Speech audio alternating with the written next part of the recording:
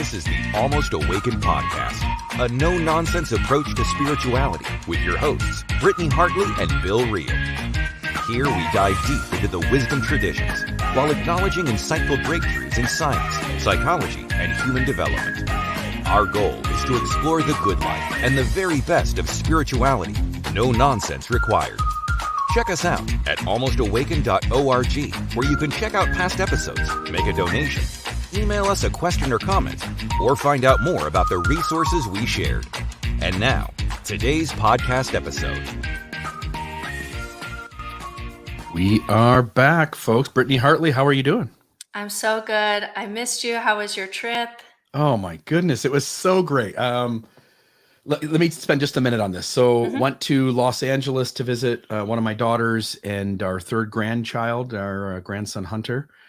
And while in LA, I was on top of a rooftop party. A guy and his gentleman and his wife were kind enough. They're listeners and followers of our work. And we had a rooftop party with a bunch of listeners. It was a really nice rooftop. I mean, you're talking pool tables and massage chairs and full restrooms. And oh my goodness, it was amazing. And on top of that, they took us to a really nice restaurant. I had the cheapest thing on the menu, which was salmon for like $32, you know? And then we went to another rooftop another night. It's called like floor 73 or something in LA. And it's the 73rd floor. And some people get in and some people don't. The young people in front of us got turned away because they had open toe shoes. That was the reason. I had open toe shoes, and there was like a nod, wink, wink. You get to go in, because I was a little older, dressed a little nicer. So I got to go.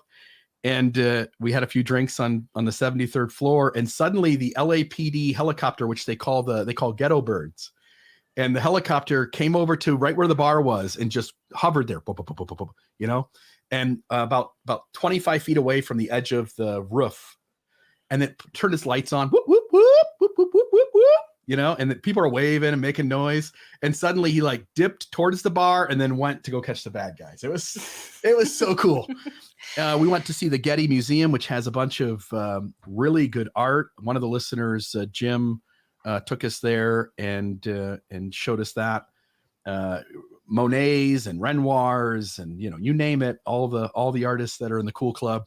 It was all their work. One of the pieces was a $65 million art piece hanging on the wall, you know, inches from my face. And I could have just, punched a hole in it if I wanted. But yeah, obviously I'm not that kind of person. But he warned us. I mean, there's people that come in every year trying to pull permanent markers out of their pockets. And there's a whole staff of security that will pounce on you the moment you do anything that looks weird. See, who would have thought that, Mormon Discussions podcast would lead you into this high life, that you're living? Well, it's a posh life, you know. I'm a little bougie now, so but it's people hear that and they're gonna go, oh yeah, tons of money, but that's not it. Like, you go to these places and people are so grateful for the work that you do that people treat you good. People want to be in space with you. So someone wants to take you to a nice restaurant, someone wants to take you on a tour to a museum, somebody wants to, they just want to hang out, and people, this, people are hurting in this space and they're just grateful that somebody helps them make sense of these things. Can you see, like, after a weekend like that, the temptation of like so many spiritual gurus who started out doing really cool work, and then they start to get into the high life a little bit, and then they get trapped in it, and then they, blow up their lives? Do you see that, like, how that happens? I only want to be mildly known. So anything that hurts that is bad. Yeah, that's interesting. I want to be the girl on The Bachelor who the very first episode doesn't get a rose and nobody remembers her name. That's me. Something we can all aspire to. There you go. But it was kind of fun. Well, we missed you. I podcasted last week on the concept of God, and RFM was podcasting without you. And I did that one and I listened to his, and I was like, it's just missing a certain Bill Reel-esque-ness. We really missed you. So we're glad you're back. Well, I feel like I mesh really well with you when we have these conversations, and I missed them. I sat and listened to some things you mentioned, listening to, I just went blank. The TV evangelist, Tammy Faye. Yes. Yeah, Tammy Faye. So I started listening to or watching that, and I got maybe 40 minutes in or something. My mind's Couldn't do blown. it. Like, I kind of knew some of that. And my daughter was like, that's crazy. And I'm like, these are real people, baby. I said, we grew up When you said you knowing hadn't this was seen it, I crazy. was like, Bill, real, you have to see this movie. Oh, Tammy Faye. I think it's on Netflix. I think it's on Hulu. Yeah. Hulu. Yeah. I would recommend it to everybody. You want to see religious. You Cray. get to see religion and politics. You know, we always say that they got in bed together. Well, you get to see like how that happened, and it was I love so how they're like interesting. having sex in the beginning. You know, like they're right from the start. They're like, "Hey, like we're hot. We like each other." Like this whole religious stuff about not sleeping together. We're just gonna break those rules. You know? Yeah, it happened. It was very interesting.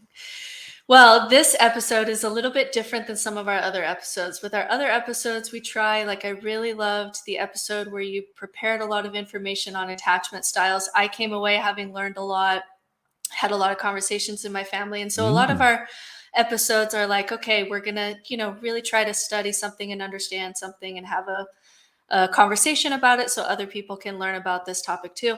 This episode is going to be totally different in that we have no answers to anything that we're going to talk about. We only have questions. These are just questions. I have no answers to a single thing that we've prepared today.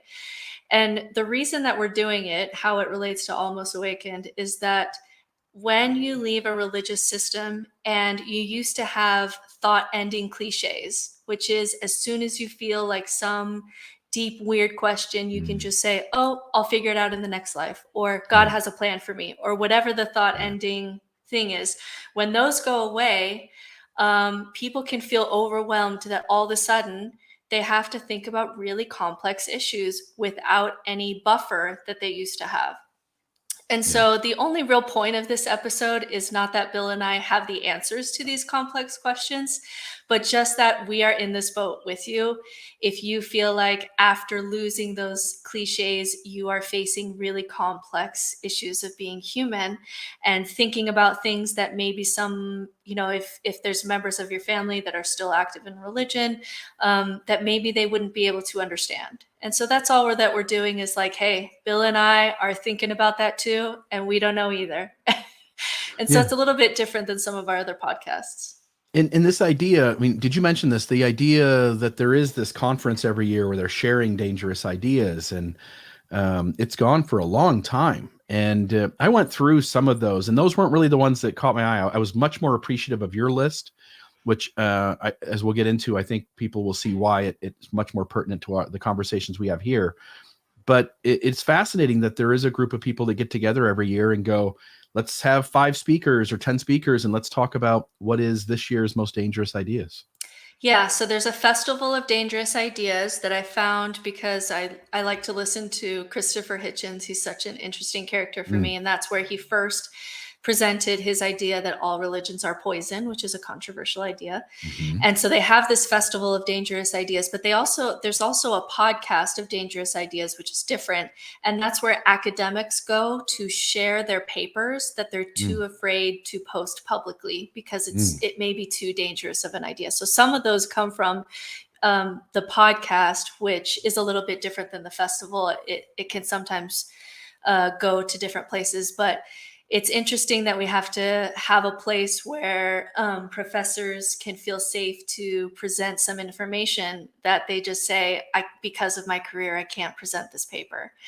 And so they do it anonymously on this podcast. And so I just kind of gathered a list of just like, what are dangerous, controversial ideas? And I don't mean like abortion, where we all know kind of the arguments of both sides. We're talking about ideas that are maybe dangerous for society to even consider. And so that's a whole different category than just quote unquote controversial, right? Yeah. Love it. All right. So I think the first one was yours, Bill. Yeah. Sending signals into space to contact extraterrestrial life. So I'll have to break this down. I don't want to take too much time, but one argument is that science says the universe is so expansive, so large, scope and breadth of it, that inevitably, statistically, it is almost certain that there is other intelligent life out there. And if that intelligent life got a head start on us, so for instance, we human beings started to develop, I think they say, roughly 200,000 years ago to maybe 500,000 years ago or so. And if that ability to think outside the box and to build things, to use your hands to make things, the ability to someday get into space, for instance, and to travel at high speeds, whatever that technology is. And again, we live in an age where the government says aliens are probably real, right? That there are some type of aircraft out there that no one has an explanation for. The way it can change directions and speeds isn't explainable. So we're in a moment where we're kind of having to go like, maybe there's aliens, and the government seems for the first time to be giving credibility to that. So if there's some other life out there, there are humans on this planet who have been sending signals into space. There are governments on this planet who are sending signals into space, hoping to be heard by some life out there somewhere so that we can make contact. But the reason it's dangerous is because a primary reason for people to get off the planet they're on, for instance, much of the reason of why we talk today about needing to get off this planet is because we're destroying it. And someday, even if we don't destroy it, something else will. And so the hope is that we need to get some other place where life can be is tenable and where resources are available, and that we can move our humanity to some other spot. I also know that as humans, any lower species of life, we often put in zoos, we often do experiments on, we often cause great harm and trauma to. So the idea of throwing signals out into space, hoping that you'll be heard by some sentient species that perhaps has a 1,000,000-year head start on us. And 1,000,000 years, by the way, is nothing in the scope of 13.2 billion. So this idea that there might be a species out there somewhere that has evolved for an extra 1,000,000 years than us and has the ability to travel at high speeds and change direction and has technology that we don't have, putting a signal out there is essentially has to completely invest in the idea that whatever it is that's out there is completely peaceful and wants to work with us and wants to be kind with us. And I just want folks to wrestle with the idea that maybe the reason they left their planet and are in space is because they need resources. They need a planet to live on that can support life. And they're so far ahead of us, it would be similar to how we look at other primates or worse. And what is the likelihood that they could cause us terrible harm, put us in their version of zoos, take our planet, live here, grab our resources. Once you understand the possibility of one is maybe just as good as the other, maybe we shouldn't be sending any signals out there into the hither regions of space. Okay, Thoughts? there was a lot there. I had like 5 things come up, so I wrote them down because that's a lot. It's a lot to think about. Yeah. So there's a couple of things that just like really interesting. I don't know, but there's some really interesting kind of comments that stand out to me. One is there's this theory. I heard it from Dawkins, but it was somebody else's theory that if there was life in the galaxy, in the universe, and it's the kind of life that would make rocket ships and explore other planets, that kind of like really competitive, like we have a really competitive life, like we make roam and we conquer, and that's how we survive, right? Mm-hmm. And so if that is required in order to make rocket ships, then the theory was that there's life all over the universe, but there are these brief moments and then they blow themselves up because they're so competitive and they steal and they conquer in order to survive and get to that level that eventually they just blow themselves up. And so the universe is full of just like, there was life over there. There was life over there. But to get to that level, you're just going to self-implode at some point, which is an interesting idea. And then I listen to Neil Tyson deGrasse from time to time. He's like a scientist that I can understand. I don't have a super science brain, but I really like his podcast. And he gets questions, of course, all the time. People want to talk to him about aliens. People want to talk to him about the government and aliens. And he said something that I really liked. He just said, it's mysterious, which is like, I don't know what this is. I don't know. I mean, there's lots of different things that it could be. both in the kind of alien world and also just kind of human touch to it. And he just said it's mysterious, and I'm okay that it's mysterious. But his thing was that even if there were aliens and they came to Earth and found no intelligent life here, essentially, it would still be easier to We're save talking to you, Earth. Putin. Yeah, it would still be easier to save Earth than it would be to move Earth. And so he just says it's mysterious. I don't know. And like he just doesn't really like spend a lot of time in the alien space, even though he gets a lot of questions about it. And he just says, you know what? It's mysterious and I don't know, but no matter which way you slice it, it's going to be easier to save Earth logistically than it is to, do the transport idea to wherever. And so he's just all about let's just save Earth anyway. It doesn't matter. And then Elon Musk said something. He said that there's either a lot of aliens in the universe and they just essentially ignore us, or there's none. And that was his idea. And he said both are terrifying. So which would you rather there be no life in the universe or so much alien life and they just don't pay attention to us because we're little tiny ants? Like, which would you prefer?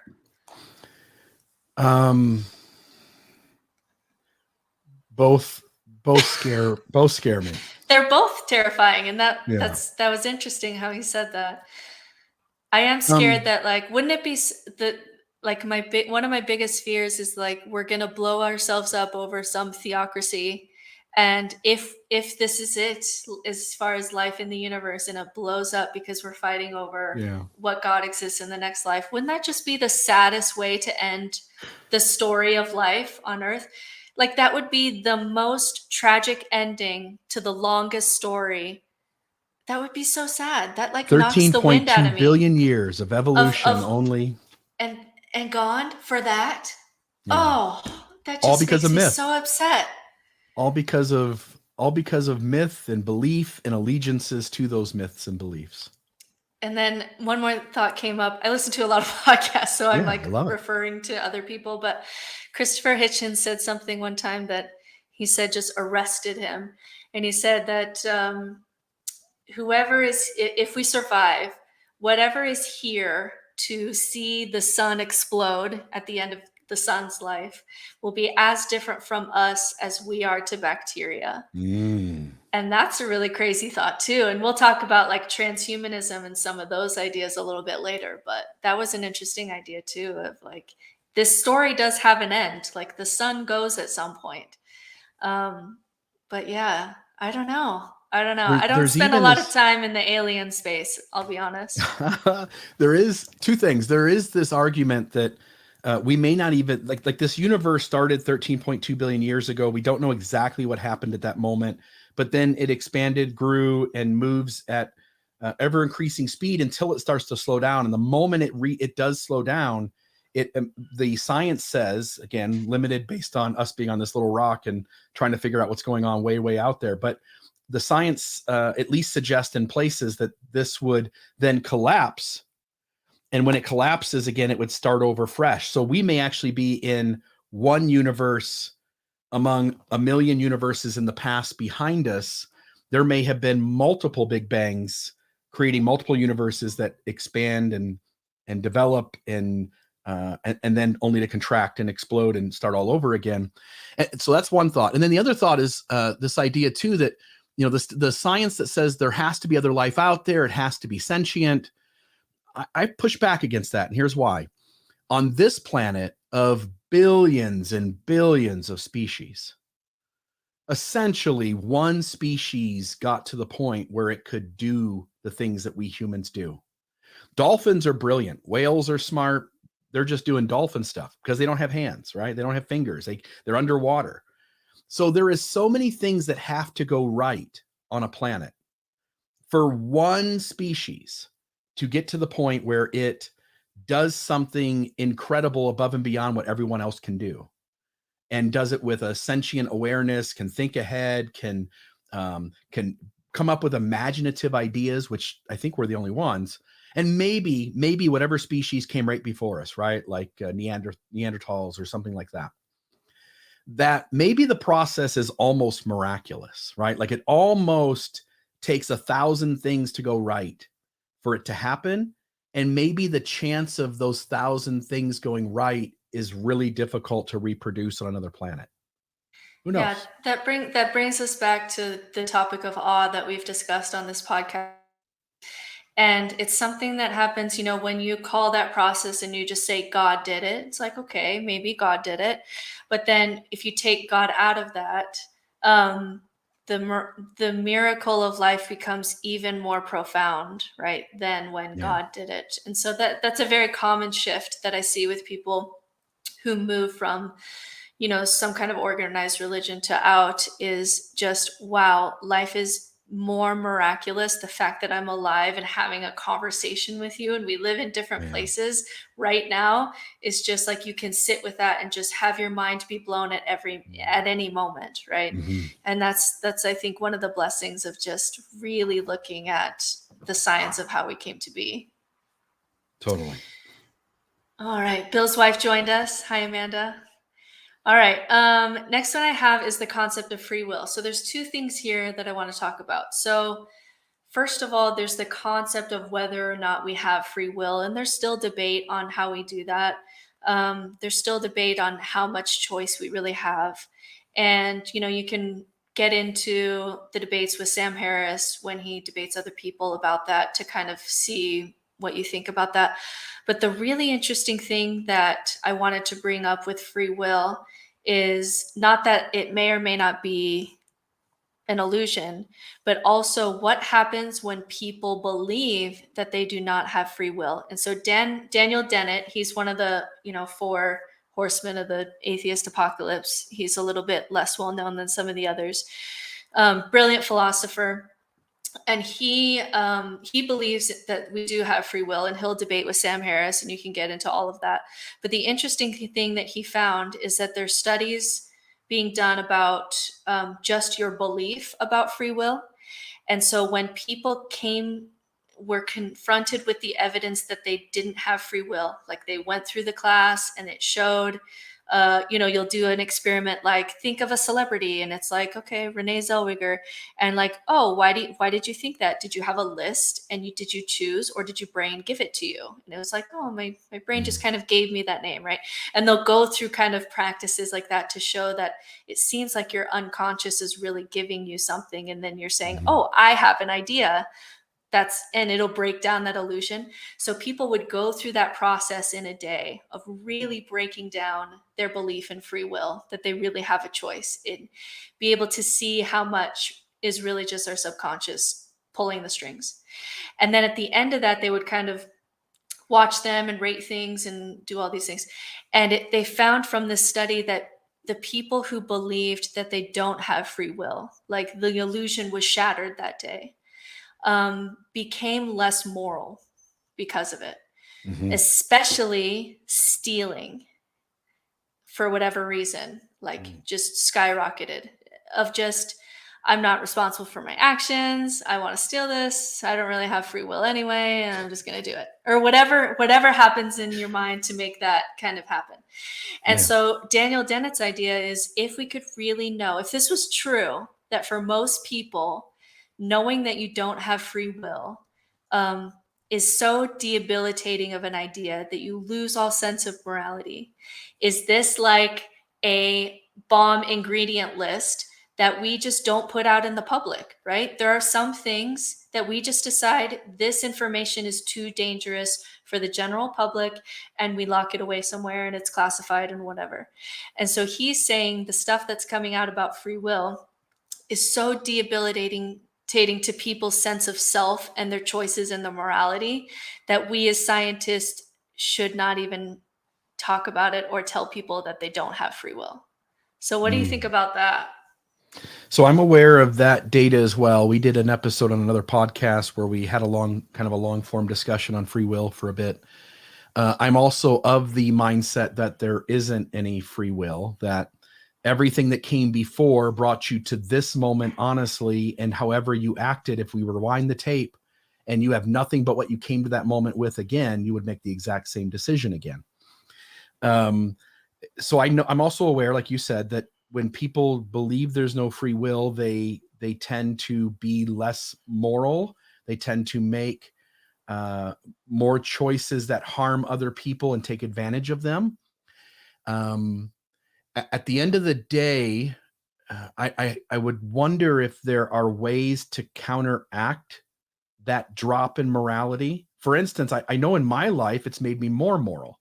I'm very aware that while I don't have free will, if the lack of free will still has me choosing to listen to something new today, I get to show up tomorrow as a better human being, because that's the kind of stuff I listen to.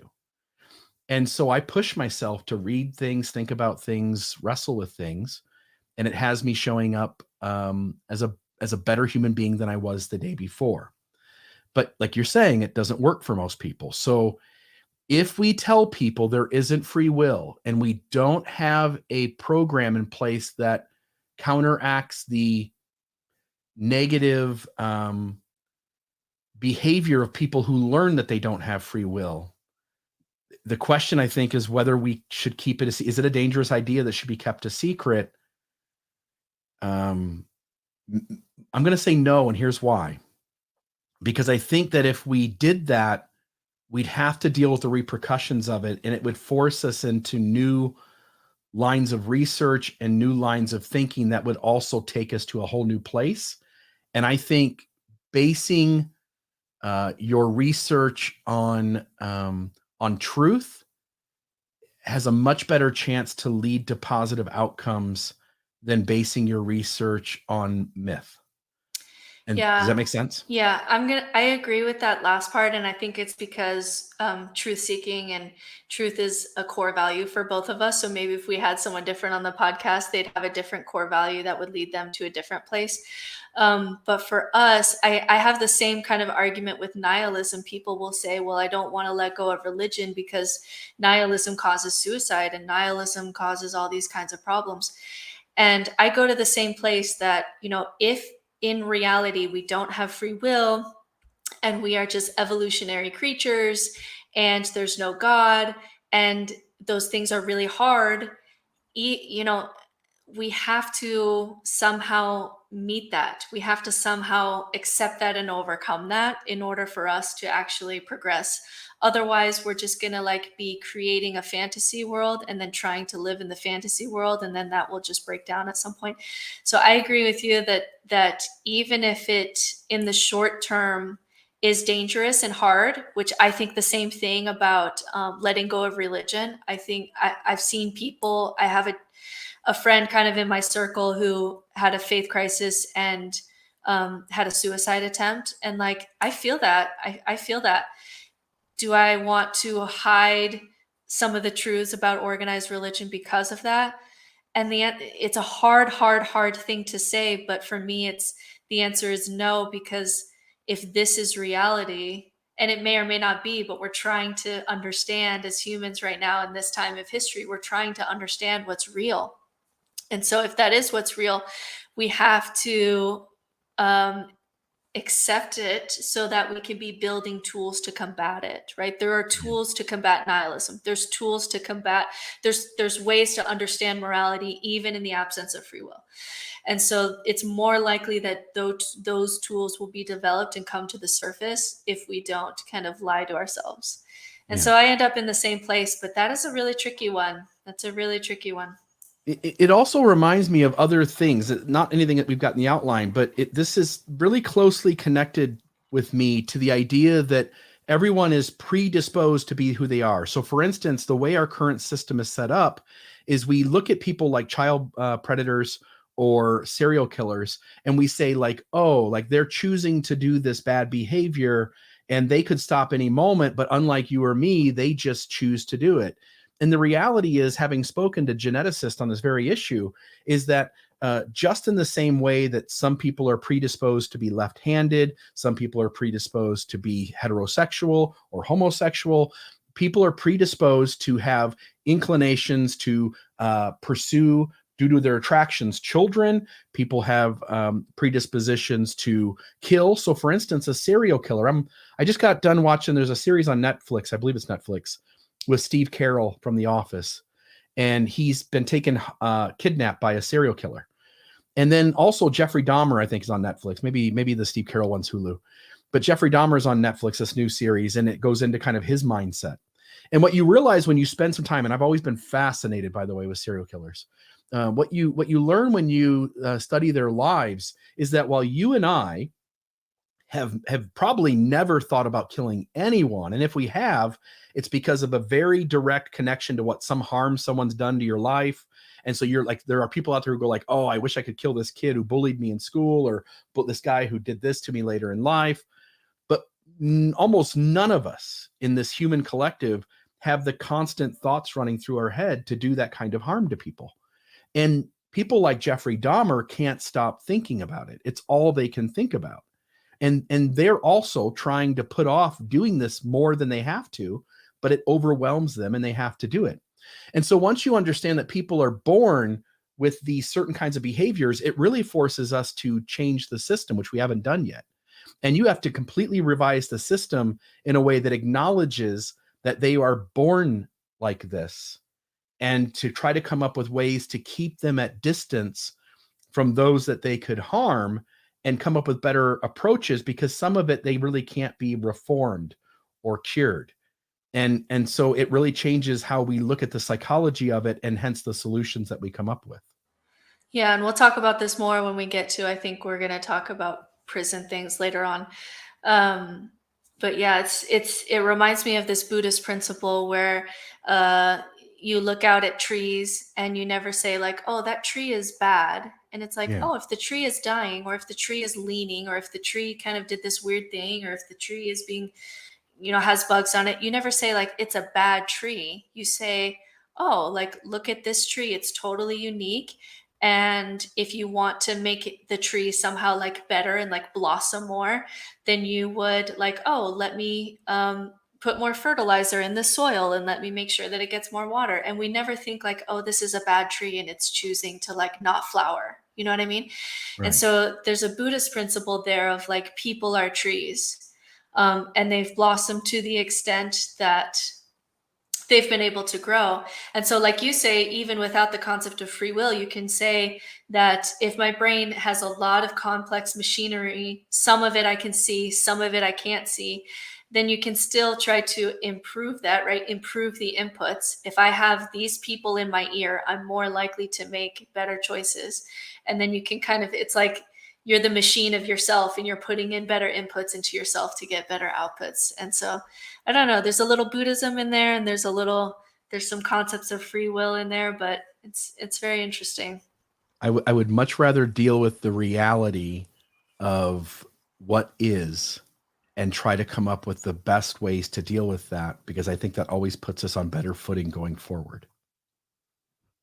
Yeah, totally agree. All right, you've got the next one. All right. So what does it say here? Believing Jesus will return and set everything straight. So there's this idea in religion, like, first off, and I'll combine it with another idea, which I kind of didn't want to do specifically because I didn't flesh it out enough. But the idea that humans came into the world rather than from it, right? That's also a religious Christian idea. And so when you understand that Jesus is going to come back someday and he's going to set the planet straight, then you get to always put off into the future any real effort to take care of the planet, to save species from extinction. And so you're watching, if you look over the last, let's say, 10,000 years, the amount of animals that have been removed from this earth because of humans is staggering. I mean, there are examples, for instance, of when humanity landed in Australia and the species that were there, and how there have been mass extinctions of various species. Anywhere humans go, we are the only species that covers the geography of the entire planet. We are the only species that will eat almost any food that can sustain life. We don't have a specific diet. We eat everything. And so in this moment in time, the amount of pollution, for instance, if you go on to YouTube and type in plastic river, for instance, you'll see places in the world where the entire waterway is just plastic moving downstream. So the amount of pollution and plastic we're putting into the planet, which, by the way, they now say the science says the amount of microplastics that we have inside of us is just enormous. I read a science article the other day that said there is no place in the world now where rainwater is 100% safe to drink. And the belief that Jesus will set everything right allows us all to keep kicking the can down the street rather than deal with the planet right now, trying to keep that synchronicity of how everything works together in place. Because if you believe Jesus won't return until some future moment, and he will put everything right, it doesn't matter what we do to this planet, because for instance, in our Mormonism, it tells us that this planet will still be usable. So how bad we make things doesn't matter. Jesus will come and he will set it straight. It really takes the responsibility away from all of the people out there to treat this planet as if it is a resource that isn't always going to be here. And the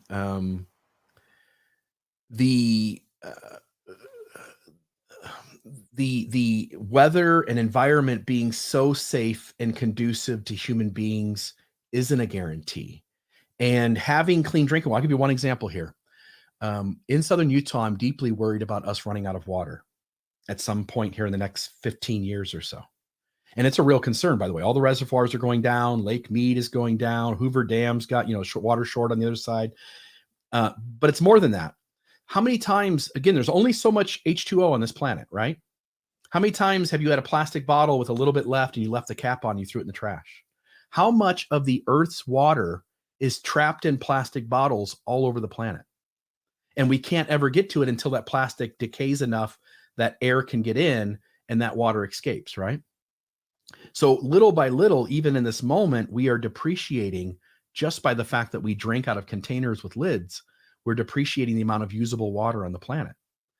And when you realize, like in certain places in the country, it is becoming serious in terms of drought and lower and lower levels of water in the surrounding area.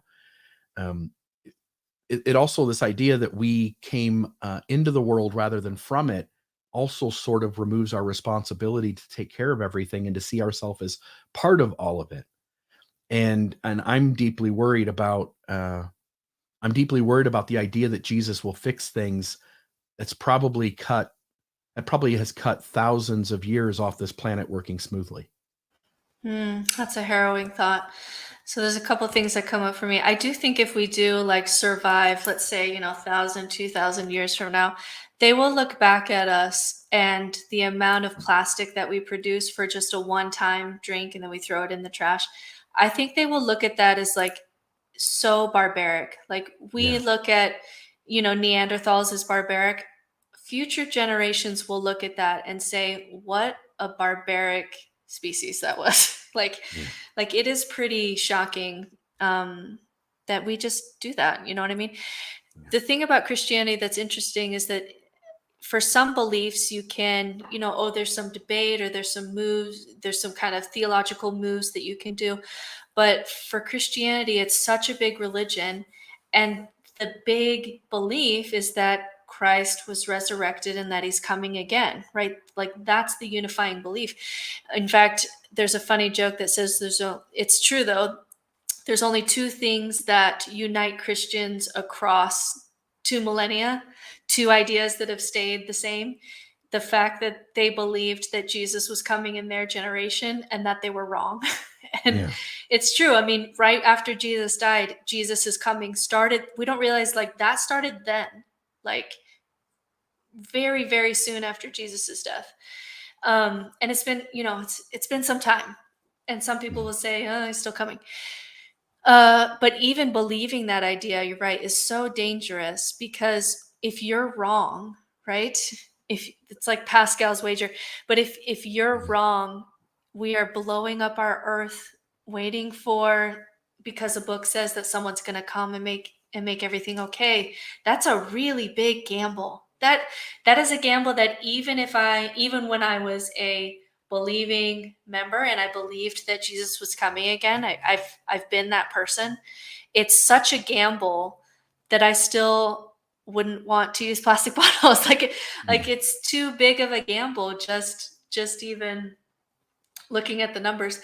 And we've talked on this podcast before that, like, I have shed tears over those 2 last female white rhinos that are going to die in our lifetime and never come back again.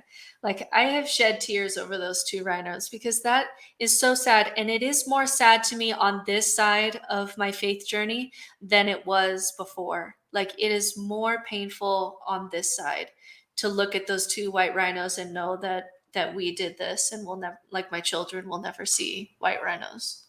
Yeah. Species will come and go. But when you, again, I think we mentioned this a couple weeks ago, the Will Smith documentary on the planet Earth, if you go back and watch that, like, everything depends on everything else. And what most humans don't realize is that as you keep removing plants, animals, environmental changes, every time you change something, you cause ripples that you don't even comprehend how much balance. I mean, it's taken billions of years for this earth to work out all this synchronicity. And anytime an animal does go extinct, which has happened long before humans, right? Anytime an animal has gone extinct, the earth has had millions of years to kind of recoup and figure that out and adjust. We are in a moment in time where we are tampering with specific things in that synchronicity on a regular basis, to the point where the earth doesn't have enough time to recoup and work that out. And I'm telling you, man, if you don't believe me, again, you won't see it, but your grandkids will. Your grandkids are going to have to deal with a planet much differently than you and I do. Okay, next one I have is this one is from Christopher Hitchens, he's just a character, and I wish he was still alive. It saddens me that his voice is no longer with us. But he said that one of his ideas that he hated, and the reason this stands out to me is because it's so shocking, but he says one of the ideas that he hates the most in the world is the Christian idea of love your enemy. And the second I heard him say that, I had like some cognitive dissonance, because I'm like, well, shouldn't we like try to understand the humanity of the other side? And shouldn't we, you love the enemy within, and you love other people no matter what they do. And it was so shocking for me to hear him say that. And he said the reason that was a bad idea and a dangerous idea is, he said, my enemy is fascist, theocrat dictators. And all these Christians saying love your enemy isn't helping me combat them, right? So he was a journalist, and he spent his time, in the Middle East fighting fascist dictators and all the pain that they cause, and the torture and the suffering, and just untold human lives lost because of the power of often religious fascist dictators. And he said one of the reasons he hates love your enemy is because he says, no, I'm not going to love them and what they do and the suffering and make space for it. Like, it's not okay, and I'm going to fight it. And he sometimes would brush up against Christians who wouldn't go as far as him in trying to stop evil in the world because of this idea of turn the other cheek and love your enemy. And he said that in his experience, often in the Middle East, it made the problem worse when we couldn't unite as a Christian West and say, this is evil and needs to be not okay, right? And so anyway, what do you think about love your enemy, turn the other cheek? If you could go back in time and visit Hitler as a baby, would you kill baby Hitler? Knowing what you know. Yeah, this is such an ick factor. I always thought you could just grab him, kidnap him, and then just drop him off in another place, and then his whole life would be different anyway.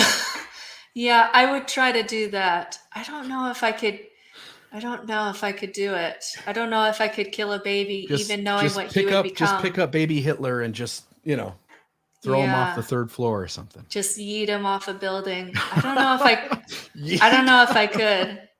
Although it's interesting you say that, because sometimes this is where one of the definitions for psychopathy that I really like is when you do the trolley problem You have like, oh, do you switch the lever and you save 5 people and you choose to kill 1 or whatever? And most people say yes, like I will flip the switch to save because 5 lives are more valuable than 1. And philosophers get super into this, right? But the interesting thing about psychopaths is that if you change that story and say, but to push the lever, you have to push someone off of the train physically with your hands and kill them, and then they'll hit the lever and then it'll go to the safe tracks and you'll save 5 people. So the equation is still the same. You're still killing 1 to save 5, but actually having to put your hands on that person. For people who have empathy and emotions, they'll change their answer and they'll say, no, I wouldn't do it. But a psychopath doesn't see a lot of difference between those 2 scenarios. And so they still would, which is super interesting. Logically, if it's pure logic and no emotion, yeet, save the 5 people. But the empathic people can't do it because of the emotion of having to actually do it with your own hands, which it's a super interesting thing.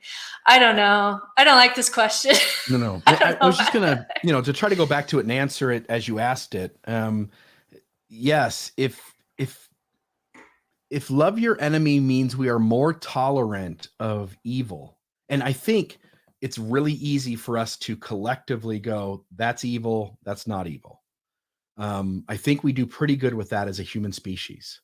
And if we make room for really bad people, and I'll use the Russian thing as an example. If we have Putin, who is been known for decades to be ruthless and power hungry and willing to go to certain steps to maintain control, and being tolerant of our enemies, because love your enemy, has put us in a place now where he could, if he lost his mind, which I'm not sure he hasn't, if he's lost his mind and he decides today's the day, I'm tired of everyone else doing what they're doing, I'm going to hit the red button and I'm going to hit it multiple times and send things in multiple places.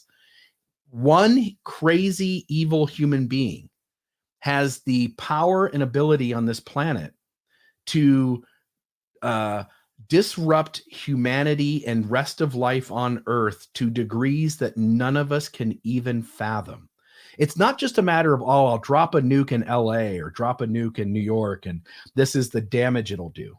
It's the reality that once you understand that if you want to send 20 of those things out there, you change the temperature and environment of the planet in such a way that it would be very difficult for life, and specifically human life, to even exist. And the effect it would have on crops and other one person, we live in a world now where one person can truly, on a bad day, change the entire planet forever. And so, yes, I'm with him. We shouldn't have any tolerance for evil, and we should nip evil in the bud immediately, so that people like Stalin and Hitler, the moment it gets to be like, whoa, something's not right here, there should be mechanisms in place to remove those people and to try to make our planet at least as peaceful as possible. The only pushback I would have to Hitchens on this one is that mystics always read scriptures, any scripture story, as if it's your own soul. So like all the people in the story are you, and it's all happening within you, right? Mystics of any religion always read scripture in that way. And I think it's a very healthy way to read scripture. And so when you're talking about love your enemy, there's a lot of like shadow work implications there of like meet the enemy within and find space for it, right? Yeah. And so I've used that phrase before for that kind of thing, which I don't think is what he's talking about, but I kind of do like the quote of love your enemy, the shadow, especially the enemy within. I think that that's a powerful idea. I think that the world becomes a better place when we meet our shadows and make space for it in our sense of self rather than repress them, Yeah. And I mean, we all recognize on this side of things, when you've at least almost awakened, you realize that boundaries are okay and boundaries are important. And all we're talking about when, loving your enemy, and what that leads to is the idea that on a systemic scale, boundaries are still okay. It's all right that we put boundaries in place to keep really bad people from doing really bad things, and to not allow those people to be in a position where they can do something atrocious, which we really are in that moment, right? Like something atrocious could happen any moment. All right, so the next one, worldwide basic living income. What do you think about this idea? Yeah, the reason I threw this in, because I'm actually for it. I think that, we used to live on a planet that didn't have systems in place, governments, and religious systems. And you were able to really do whatever you want so long as you didn't hurt somebody, right? Like if you wanted to take a conscious altering tool that was out in the meadow, you were welcome to do that. And now we live in a world where systems step in and go like, no, we know what's best for you better than you know what's best for you. So it puts all these rules in place that that now have us all essentially on a hamster's wheel, right? Like I was in Los Angeles and you couldn't believe the traffic. Like we took one moment, if I looked on my maps, it'd be a half-hour drive, and then an hour later it'd be an hour and a half drive, because now it's 9 a.m. instead of 7:30 a.m. And what you realize is that all of these humans are doing the work of the system, right? So the system sets itself up, and these people get up at a certain time, they eat their breakfast, they get in a car, they drive to work, they do their job, they come home, they spend a couple hours doing what they want to do, then they go to bed and they get up and they do it all over again. And it's the way this world works. And we believe, if we go back in time, people were able to do the hunting and gathering in a very short amount of time, and then the rest of the time would be spent sitting around the fire, dancing, singing, cuddling for that matter, essentially enjoying time with each other and connection. Now, there's certain things we really love. We love the healthcare system, right? We love the ability to treat things that, 10 years ago, 100 years ago, 1,000 years ago, you absolutely would have died from. Your appendix burst 300 years ago, you die.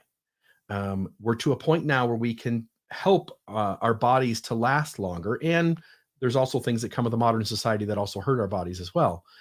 But this idea of a worldwide basic living income, I believe in it. I think everyone should have enough to take care of the basic needs of life without having to be on the hamster wheel.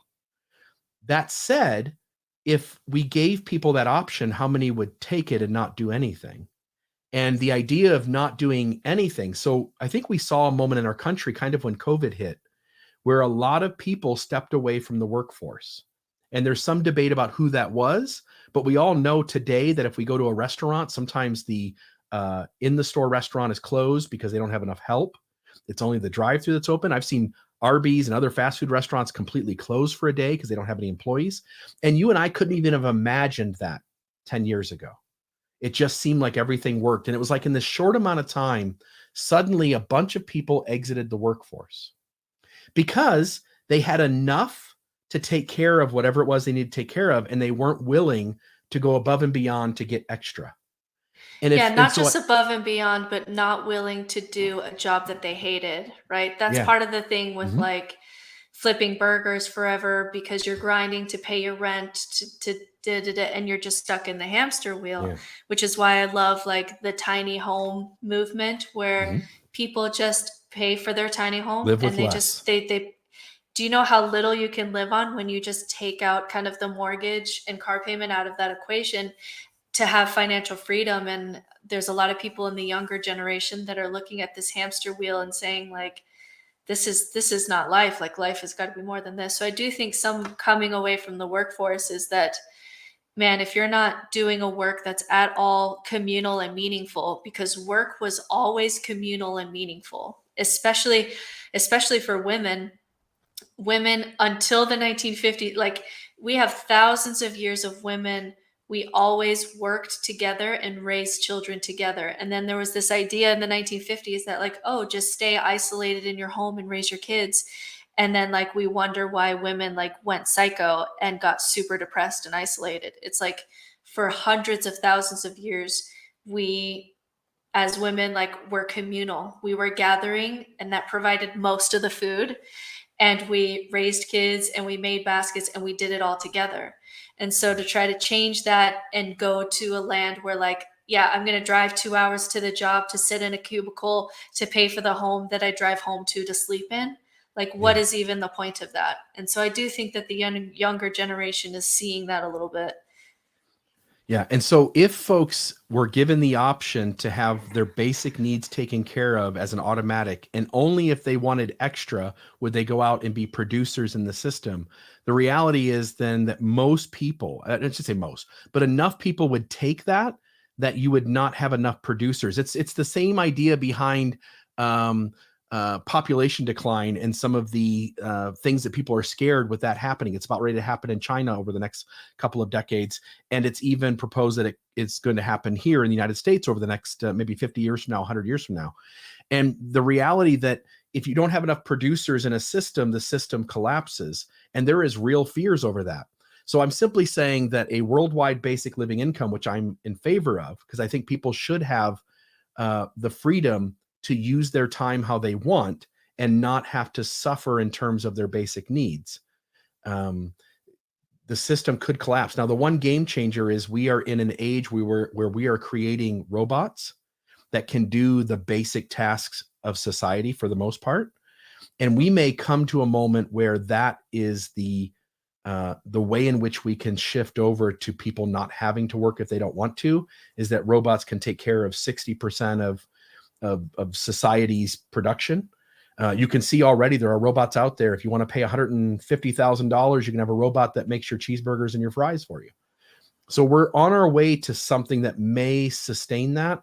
But at present, ideas that come out of certain political factions that suggest a basic living income wage, while I'm in favor of it, it also scares me a bunch that it could also be part of a systemic collapse. Yeah, I have a different approach to that. And then we'll start to have to move through these topics a little faster. And we can save them for, by the way, save them for another day too. Like we could do a part we two. might have to, because these are just so juicy. Yeah. But my thing with universal income is it mitigates just how lucky or unlucky you can be based on where you're born as a human. And I think that, the Republican political party as a whole would kind of push back on the idea that you're kind of born into some luck or some not luck or some unluck, because there's a very strong concept of self-reliance and bootstraps and the whole thing on that side of the political divide. But to me, I think it's worth doing just because it takes away the obvious discrepancies that I was so lucky to be born when and how and all the things that I was. And I didn't earn or deserve any of that more than someone who was born into a really unlucky kind of area or situation. But for me, even if it causes some systemic collapse, which I think it would, the reason that I'm more willing to do it is because I truly believe that all humans desire for meaning and purpose. And so while that person may not go to McDonald's and flip burgers, they do want to walk through the woods and find mushrooms and make tea out of it and sell it to their friends because it makes them happy, right? And so the collapse would be a collapse of jobs that provide really no connection to other people and the planet and meaning and purpose for you as a human. And I'm willing to collapse all of that so that people could live in a tiny home and sell their homemade tea and be happy, And so I have trust that people's innate desire to have meaning and purpose in life will cause people to be producers, anyone to be a producer. I think everybody wants to be a producer, but not in a job that they hate, that has no meaning. Yeah. And as a side issue, I think you and I both agree, like every human on the planet for that matter, but let's start with the United States. Every human in the United States should have access to the same quality of healthcare that everyone else gets, right? Like if somebody in Compton, LA, or Compton, California, has cancer, they should have the same ability to get the top of the line care as somebody who's super wealthy. And we don't live in that world. Folks who live in poorer neighborhoods have poorer health care. People who, just because of where they were born and the lot in life that they had, and people go, oh yeah, pull yourself up by the bootstraps and just do what someone else does. And I think you and I both get that that's not reality, that people really are limited by what is going on around them in the life that they're born into. And we live in the United States of America, and the amount of money we spend on all the pork barrel projects that are out there, And the reality that we could build a system. Like, again, this is the way the system, the policymakers build it. Whoever the decision makers are in any system, the system is their creation. We could have built this thing a million different ways. We could have built a world where healthcare was valued and everyone had equal access to quality healthcare. It's not the system we built. And anything we do that moves towards people having more of their time back, having access to medicine and healthcare that is of equal quality to others, and that doesn't mean you bring the best down, you bring the worst up. It is good for the human experience.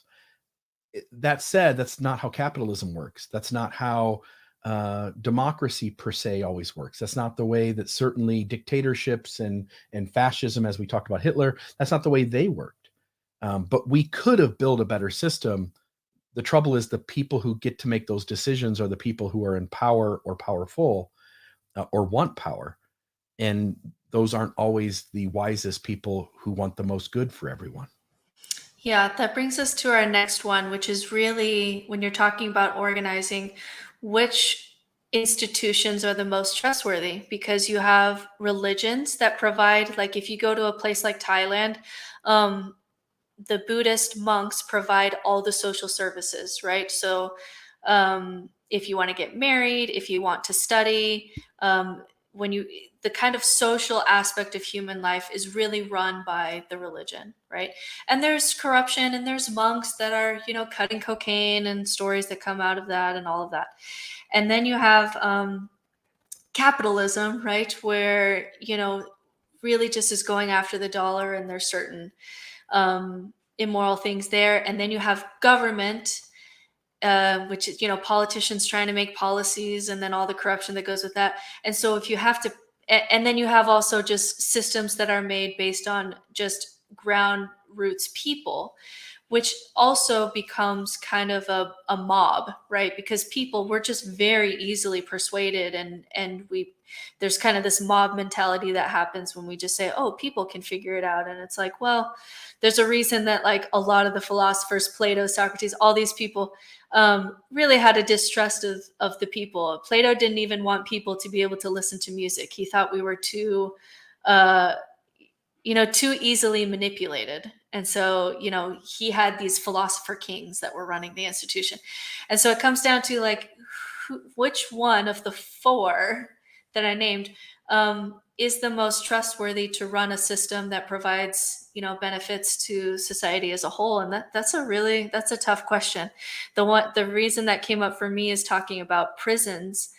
And I think you'll be on board with this one just because I know kind of how you line up politically, Bill. But there's an idea that prisons, we kind of make them more capitalistic in the sense that we create prisons that have financial prizes who, if you release the most people, if you have people that are released that have the lowest recidivism rate, they get more money. And so you reward employees that are inspirational and educate and empower people. And you wouldn't have kind of an indifference to the kind of abuse that happens in prisons.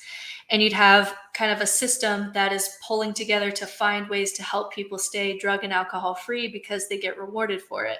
And so do we just make everything a capitalistic, do we take things away from the government and turn it into capitalism in order to have the incentive for the best ideas to come forth? Or is that just too corrupt to take things away from the government, which a lot of local government is really run by, well-meaning people, and turn it over to capital?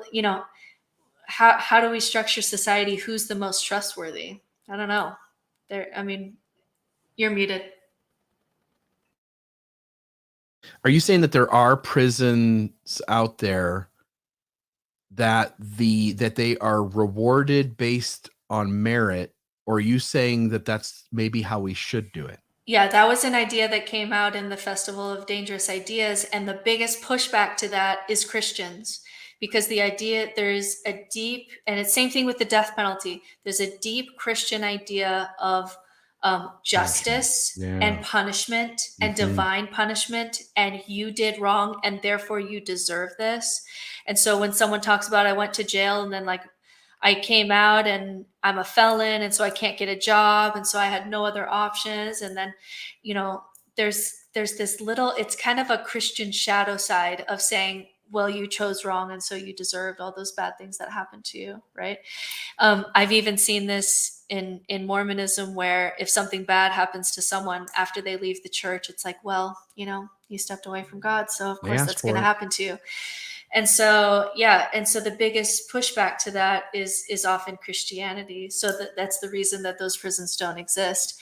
And so if we try to say that we should do that, we should give bonuses to the prisons that really provide the most help for those people to not return to prison, then there's going to be a huge pushback of people saying, well, then you're rewarding people for being drug dealers or stealing, and you should punish them and not reward them. And so what are prisons for? Are they for rewards because these people need help, or do we need to punish in order to keep control of society and show that, if you do this, you're going to get caught and go to jail and then your life's going to be worse? So that's one where Christianity really gets involved. Yeah, I mean, you already see prison systems are rewarded for getting the least amount of nutritional value out of their lunch menu, for instance, right? So if you can go online and you could do a Google search on foods and menus in prisons and how that all works. The food that they're given is not great because it's cheaper, and they're rewarded based on the number of people they have. So most prisons get subsidized by the government for the number of people that they have in there. The more people you have congested together, also the more problems you have. You also get paid to feed those people. And so the cheaper that you can feed them, the more money that you as a prison system make. And so, yes, currently, sometimes prisons are sold into the private sector, for instance, and then often the care even goes lower because people are trying to squeeze every penny out of how the system works. I think you make a great point. One thing that you could do is you could reward everybody based on more successful measures.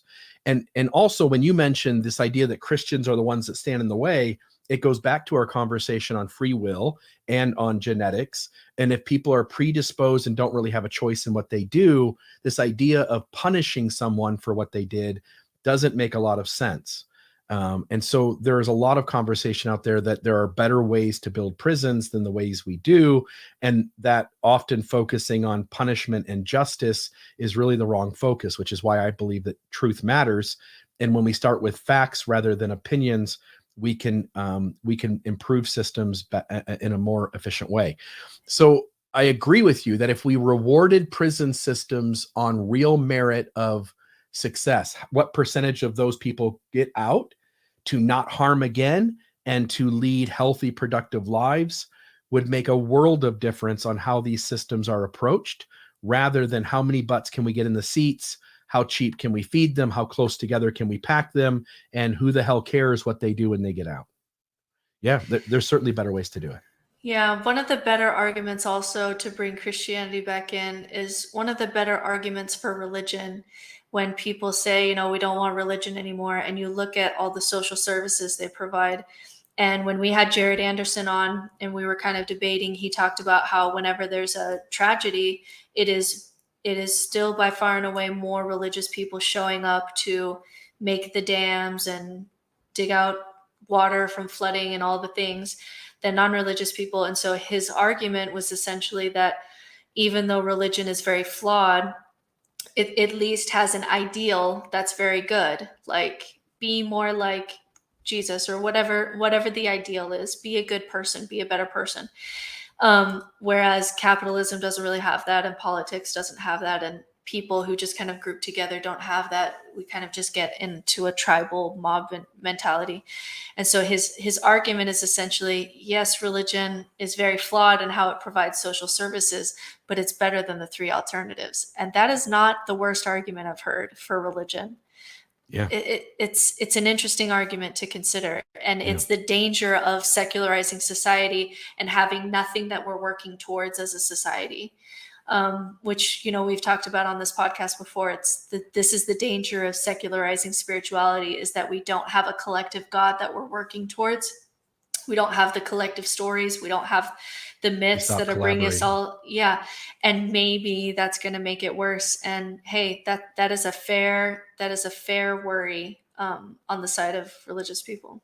Yeah. If we stopped focusing on punishment, say we build a prison, and when we brought people in, serious criminals, and we taught them skills, say we taught them how to weld or how to do carpentry or whatever it is.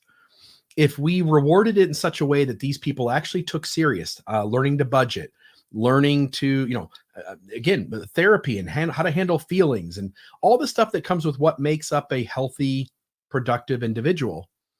And those folks left, and they really were healthier, and they really did do less harm than the group of prisoners that leave the prison next door. When you look at the ripples of that, person leaves prison and they don't cause more harm. So now there isn't other families that are affected. And now those families are like, it just goes forever. And the reality is, if we could come up with a better way, the amount of perpetual harm that we would just stop would be amazing. And you couldn't even fathom the far reaches of that. Like, there are better ways to do this. Yeah, I can see politically, though, that in some sense you are rewarding people who get sent to prison. And if you want those resources, you may be incentivized to do something to get you to prison, right? Which is Would what you want to happened. go to prison to learn to weld? If I was really stuck, if I had no other option, I would maybe do riskier behavior, knowing that things would not be so bad if I went to prison. Absolutely. I like him. Absolutely.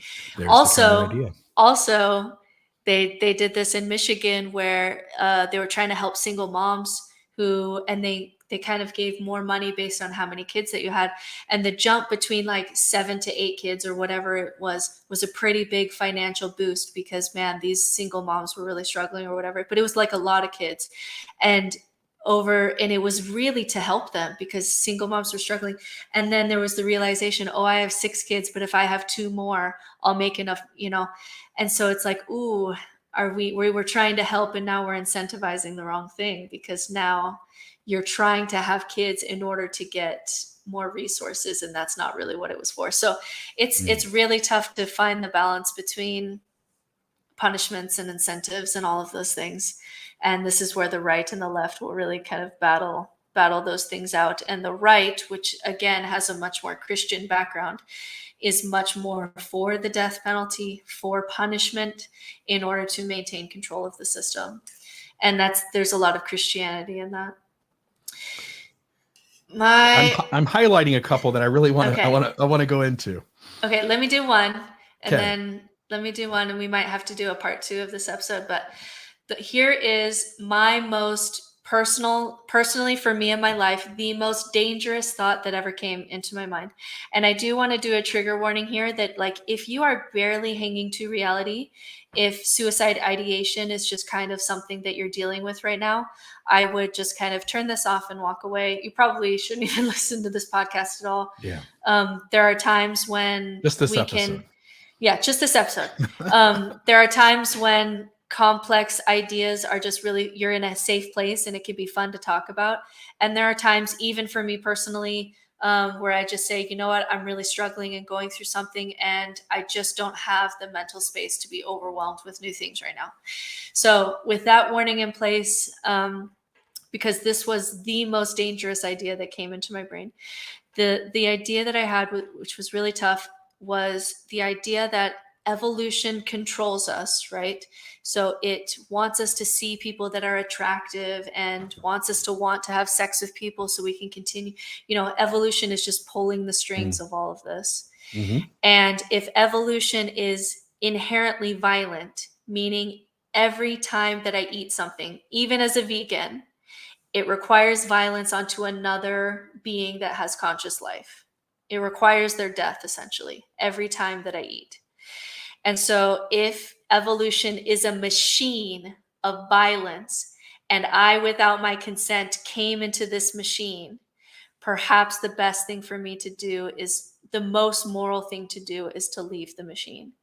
And there are philosophers who really delve into this. Albert Camus was one of them, and he said the first question of philosophy is whether or not to commit suicide, because you, by choosing to live, you are consenting to the universe that brought you into existence, and that is not an easy question. That can get really, really tricky. If you are in that space, there are a lot of tools that I found to kind of help me out of that thought loop. So please reach out to me. But overall, that was one of the most dangerous ideas that I've ever thought, was that evolution is controlling me. I have no free will. Evolution is violent. And it's almost like this thought experiment. Like if I were to take you and place you into a machine, and Bill, you're just sitting in this machine. Your brain is just watching this, but you have no control over the machine. And the machine is just like killing everyone with a machine gun. Would you want to be there in that machine? And your answer is no. And for some people, they think that that's really what life is. That is the situation. That is the reality. And that is a very terrifying idea. And it took me I had to reach out to some mentors to help work me through that idea. But when free will falls for you and you really come into contact with evolution and the violence involved with evolution, that to me is one of the more dangerous thoughts on this side of kind of faith transitions. Yeah. So I've got 3 grandchildren, and I've got 2 sets of parents who have had those 3 kids. And every time I see a kid brought into the world, and it obviously hits closer to home when it's your child or your grandchildren. But when I was 20, my wife wanted to have kids really bad. So we had children.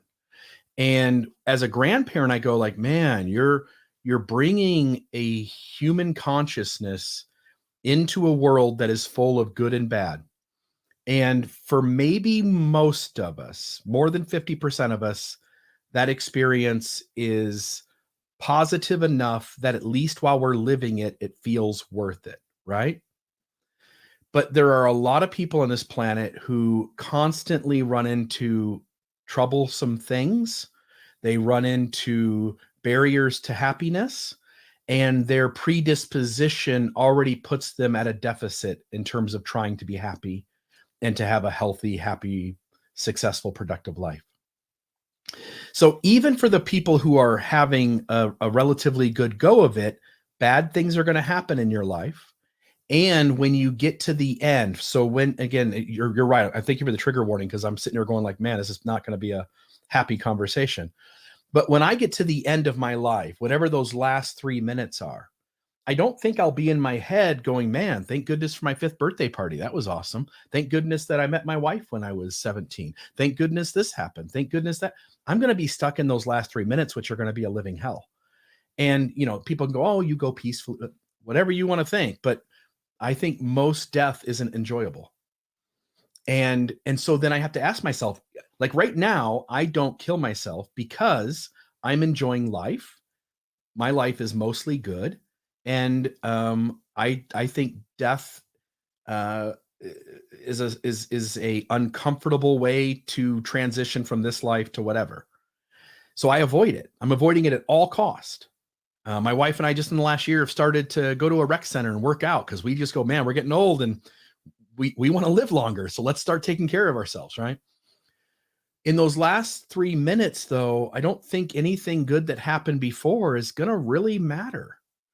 And we bring children into this world to suffer death, and for some of them to have really horrible moments, and for some of them to have complete lives of just one thing after another being bad and hurtful and harmful and traumatic and shitty and painful and bad luck. And like there are places in the world you can be born where your life is just going to suck, and there are certain people even in good places whose lives are just one horrible coincidence after another.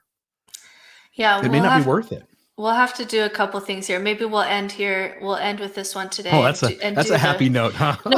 There's a couple there's like a couple things there, which is like, is it ethical to bring children into the world? Which is like, that's a comparative thought. And I struggled with that question enough that even though I wanted a bigger family, that question haunted me because I was kind of in more of a nihilistic place that I decided to adopt children, and that kind of was my loophole to get out of the problem.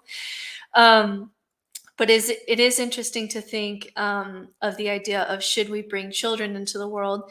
If you're secular, should you have more children? Because otherwise only the religious people are having children. And then that really kind of sways things to religious theocracies. And that's its whole issue. And there's just a lot there. So for anyone who's in this, I love this quote. Oramus, one of our listeners, quoted, this is Hamlet: "Whether 'tis nobler in the mind to suffer the slings and arrows of outrageous fortune, or to take arms against a sea of troubles, and by opposing end them." So Hamlet, it's this to be or not to be. That is the question. Do we do this? I mean, there's so much suffering. Do we even do this? And in studying that question, the best idea that I had, that I found that helped me combat it, was this idea that, and it's again from Albert Camus, that life requires, in light of this knowledge, life doesn't require suicide. Life requires rebellion, right? And I loved this idea that in order to make life meaningful and to justify life and the violence and the evolution and everything, in order to justify it, live a rebelliously meaningful life, which is going to look different than, the grind to work in the cubicle to get the car that has the brand name on it and all of that. It's going to be a much different life than that. But it's only a meaningful life that can stand up to that level of scrutiny. And so that was a really powerful thought to me, that if you end your life, it increases the suffering in the world. Your children would unbelievably suffer, right? If you had chosen to do that. And your wife and your grandkids, and it would just ripple out suffering. And so if you choose to commit suicide, or if you struggled with suicide ideation, and you begin even thinking that it's the moral thing to do, what it does is it increases the suffering on earth, because people will miss you. People will be hurt by it. And the amazingly cool thing that you could have done to make the world better, that's no longer an option, right? And so you eventually are becoming the thing that you hate, because you hate that the machine has so much suffering. But then by taking yourself out of the machine, you just cause more suffering into the machine. And so the best way to combat that, whether it be children or yourself, or suicide ideation, or evolution and free will and violence, the best way to combat all of that, if you've thought about these things, is what I found from the philosopher Albert Camus, which is to live. It doesn't require suicide. That's just going to make the problem worse. It's going to make the suffering worse. It's to live a life of rebellion, which is a meaningful life, and a life where you are contributing in some way to reducing the amount of suffering in the universe. Even if even if the sun blows up, and even if nothing matters, and even if there's no God, because of how interconnected we are, the best thing that you can do with your life is find a meaningful, beautiful way to live that is uniquely you, that reduces suffering in the world. And that's as powerful as a thought that you can get to combat some of those really, really dark questions about, should we even be having children in a world this evil? I love all of that. And the only thing I have to add to it is, and again, I don't deal with suicidal ideation, and I've never really have. It's never been a thing on my plate, and thank goodness. Because I know how heavy that is, because I have people around me who do. But whether you took your life today or whether you die of natural causes at 85, you're going to go through that experience. Now, you might get to pick how, but you're going to die, right? No man escapes death. And so that's an inevitable thing that's going to happen regardless. As you point out, regardless, that's going to happen sooner or later.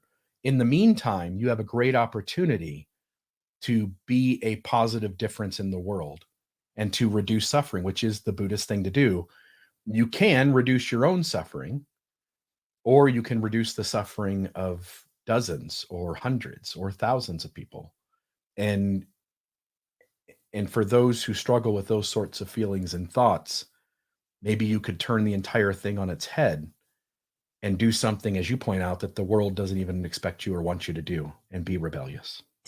I do think on this side of a faith journey, now we're in like a not so fun place, we're in Yeah. like a deeper, darker place. But I Yeah. do think on this side of faith journeys, there are dragons here, right? There's a reason that brains don't want to think about, especially the things that we were just talking about. There's a reason that the brain really wants to cling to God or an organized religion or a story, or I'm going to see grandma again, so I don't have to think about it. There's a reason that our brains do that. And I didn't fully understand why our brains work so hard to cling to whatever order we have until I faced some of the dragons that you only see on this side of your faith journey. Yeah. Because no one, including myself, I didn't think about any of these things when I had a story that I felt really strongly about, because I just didn't have to think about it. I didn't have to worry. I didn't ever have this thought of like, is there meaning at all in the universe, and what even matters, and does morality even matter, and should I bring children in this world? I never had any of those thoughts, before kind of bigger faith transitions. So there are dragons on this side that I think we should talk about, that I think we should be honest about, because one of the worst things about kind of religious versus, ex-religious people is that the religious people often pretend to be really happy, right? This is the gospel of whatever, and we all have to be really happy because it represents that we're right.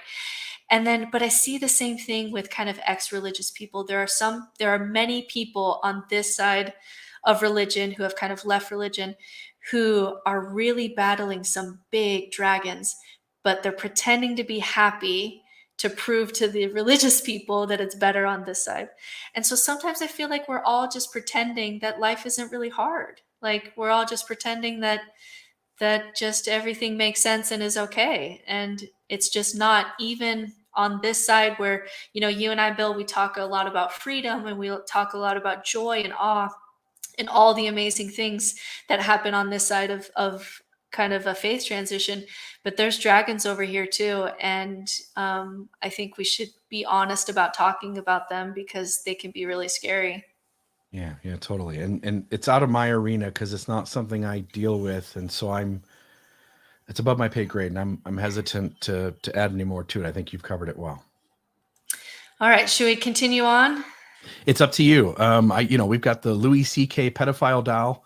I do want to do that one. That's a better one. Even if we end there, let's do that one. It's a really sad thing, but there's also some humor there too. And comedians are just so good about like using playing comedy in dark spaces to find like a truth in there. So you do this one.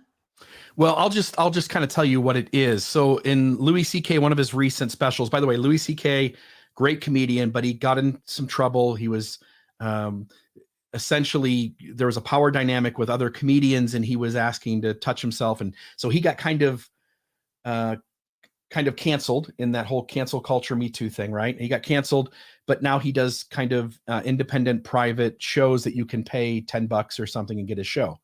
So I was listening, and I won't apologize for that. I think Louis CK is a brilliant comedian, and he points me towards some of my own psychology and thinking about the world in different ways. He has a bit where he talks about child molestation and child predators.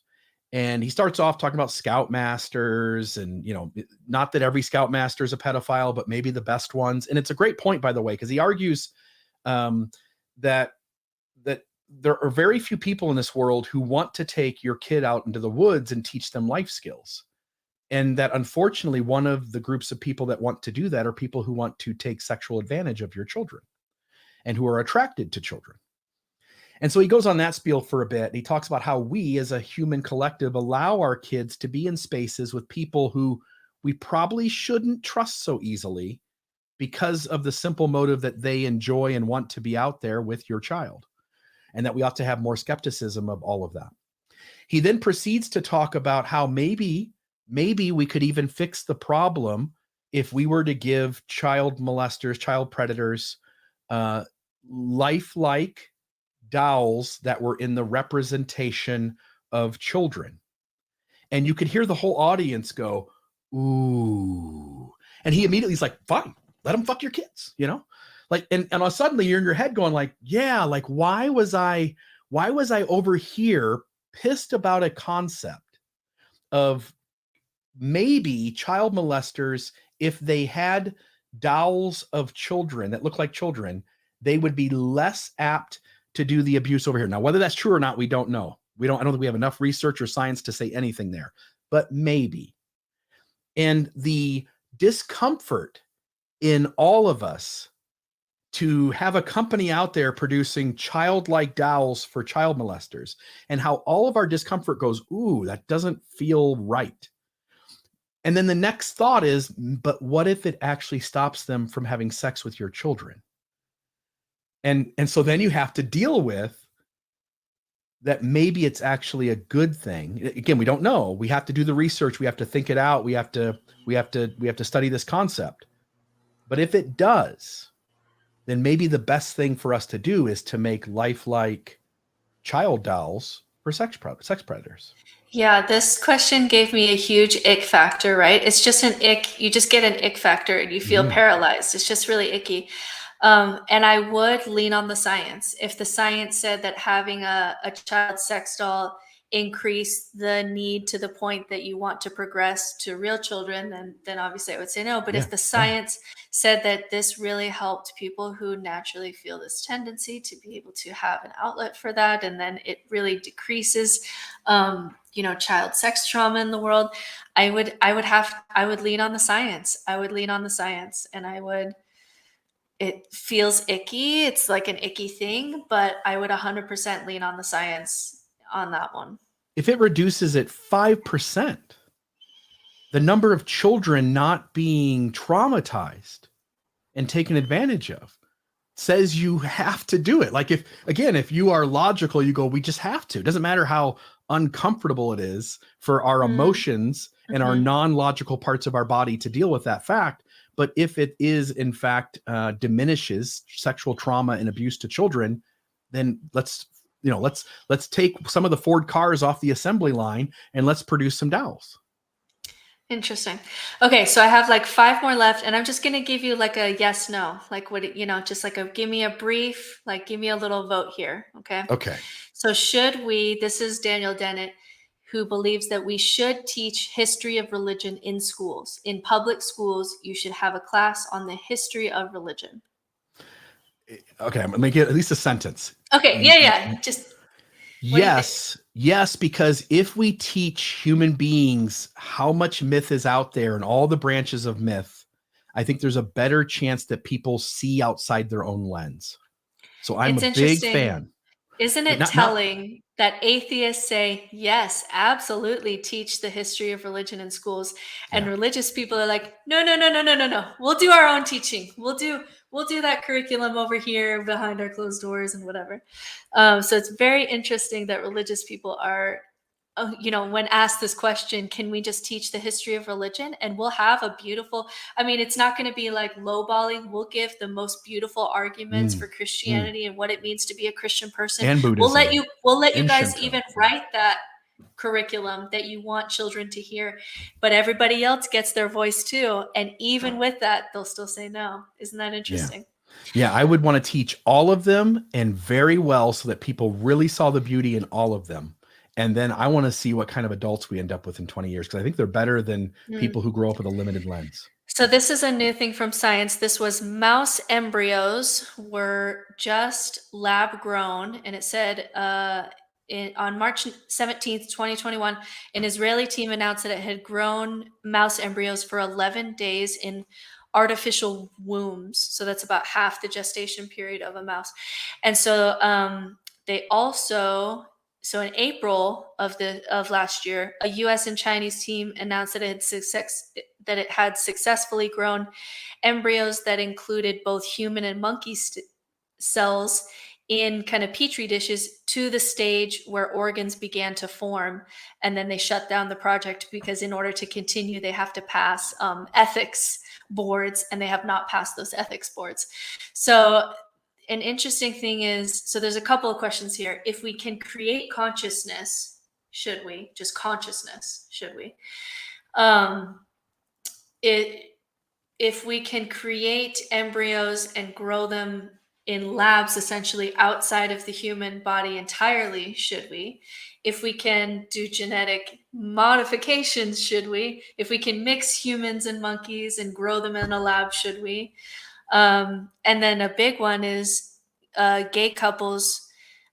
I heard this argument from Blair Osler, who's a great LGBTQ voice, who said that as soon as science can create a child from the DNA from two female lesbian parents, religion is going to have a huge problem, because religion has this idea that God gave creative powers to a man and a woman.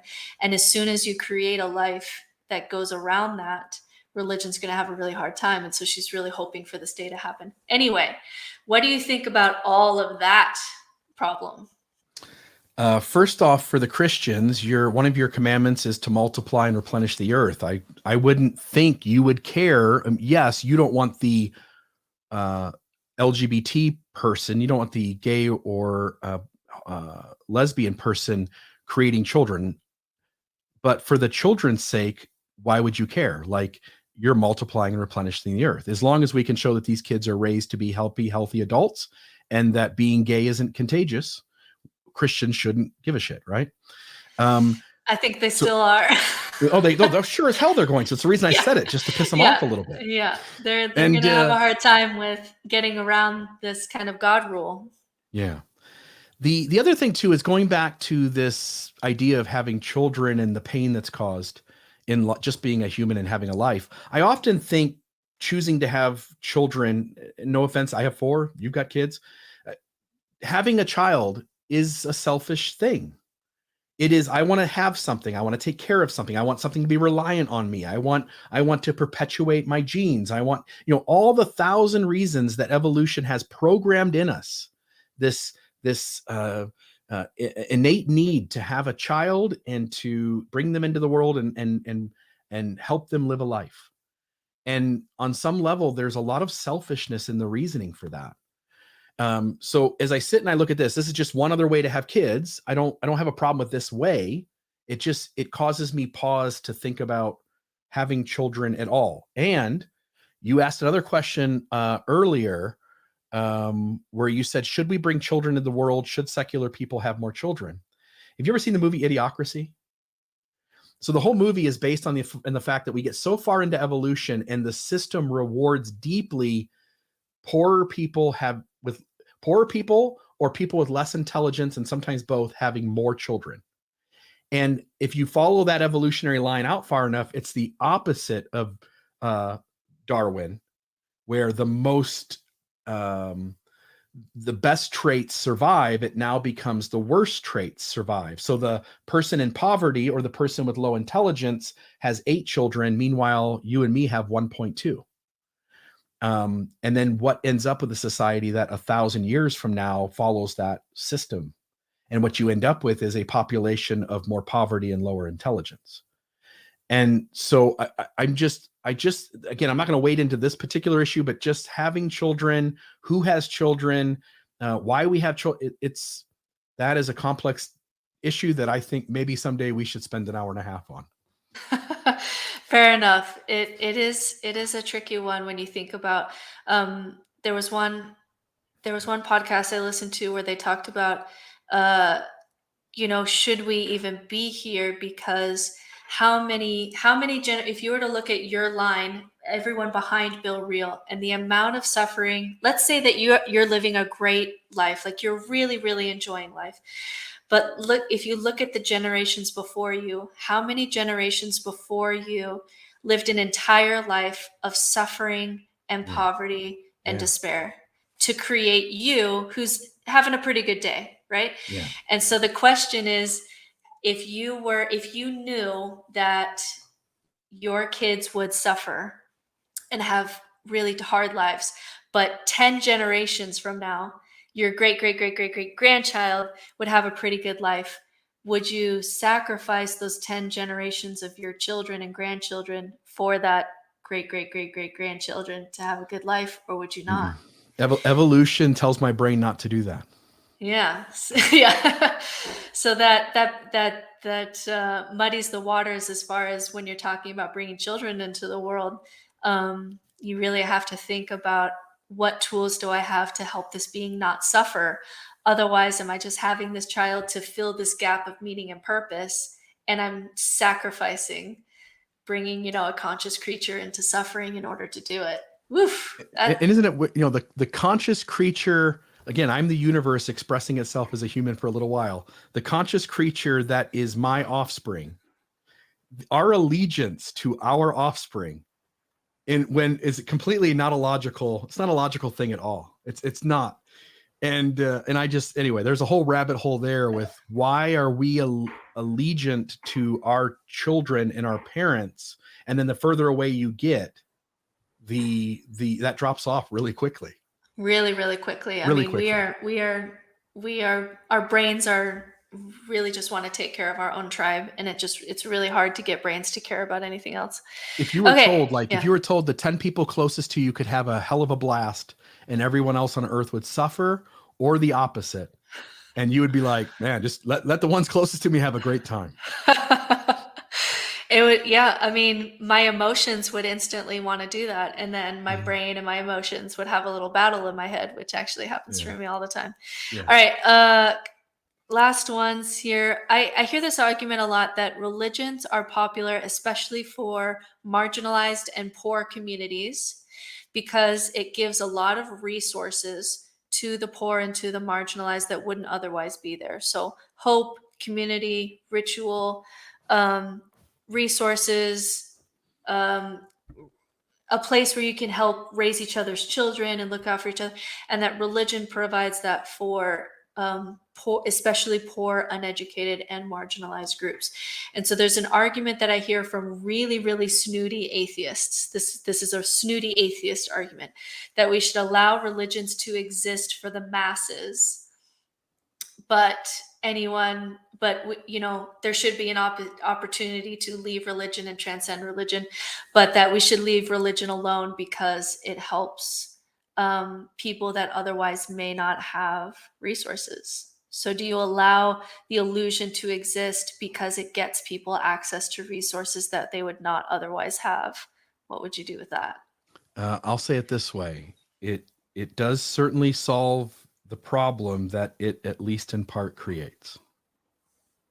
Interesting. Right? Yeah. Mm-hmm. Like religion also, the amount of giving up your critical thinking skills in order to belong and fit in and practice your beliefs as your tribe has told you they are true and they need to be practiced, keeps you from seeing the greater reality as it is, and often just perpetuates the problem, even though in that religious tribe you get some help to get through it.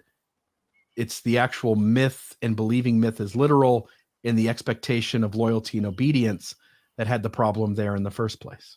Yeah, that's interesting.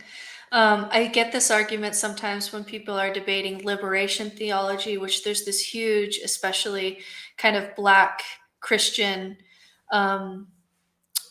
presence that talks about liberation theology and how important that was when race was, racial issues were much more prevalent than they are now in the United States, and to have a group come together and say Jesus is going to coming and it's going to save us, and kept people going during this really, really, during slavery and this trauma. And so, there's this question of, is it something that we should take from people, or is it something that you must allow to exist until people outgrow it? You know what I mean? Yeah. So again, my brain goes off in another direction. So I'm going to say something different, which is, if Jesus came back today, Jesus is standing right here in front of you and me. He's on the Almost Awakened podcast. And we said, Jesus, so glad you're back. Looking back at all that's come from you having lived a life, died, been crucified, 3 days later, rise from the grave. Are you proud of all that has happened in your name and all that has come about because you existed? or are you looking back with a lot of regret, wishing you had never been? And Mm. I almost wonder if Joshua Bar Yosef would regret that he had lived it all. It would, and it's so interesting because, you know, the mystic Jesus that may have been, and whoever he was, didn't write his own things. You know, he walked around as a homeless man trying to do something different, and then all this stuff happened because of him. And it's interesting to think that historical mystic Jesus, radical Jesus, whoever he was, you know, what he would think of that. That's interesting. And people play the game where like, oh, if it wasn't Jesus, like that harm would have happened anyway. Well, I'll tell you what, if we could take Hitler, Stalin, and name a few others, and we could just take them out of existence at all, I'll take my chances. Interesting. Right? Like whatever Jesus was, he caused things to happen. Good Yeah. and bad, and not really him doing, just people believing in him and perpetuating ideas. I do wish we could see how, if we could roll the dice again and Jesus ended up dying of typhoid fever as a baby, you know, Yeah. what would have Yeah. filled in that hole? Because something would have, it's true. Like Not Buddha Christianity. filled up a lot of things in the East. And yeah, the West had its own thing, and so that's how the world is structured because of these two, because of Jesus and Buddha. It's structured kind of the East and the West. And what if we could have rolled the dice again? Like, how could it have gone? Some things I think would be the same. Like, I think patriarchy would still be there no matter how we rolled the dice, because quite simply, human newborns are too hard to take care of for women to do that completely alone. Because they're just too needy. They just require too much.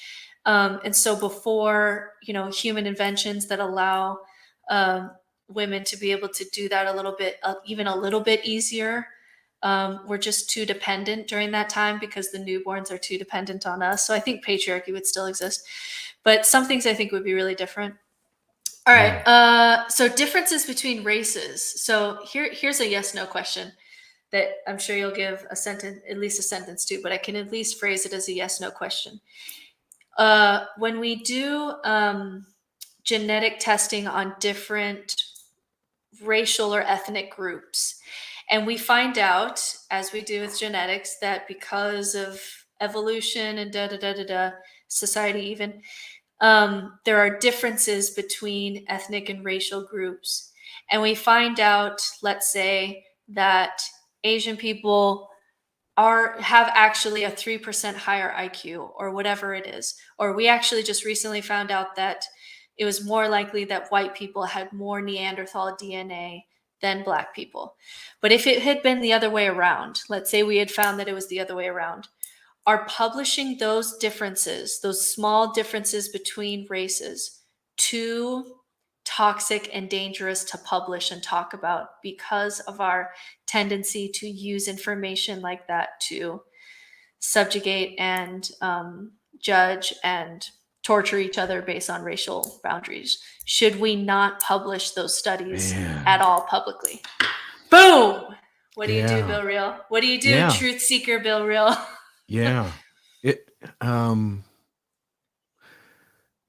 The idea that stereotypes maybe aren't just stereotypes, and there's some truth to at least some of them.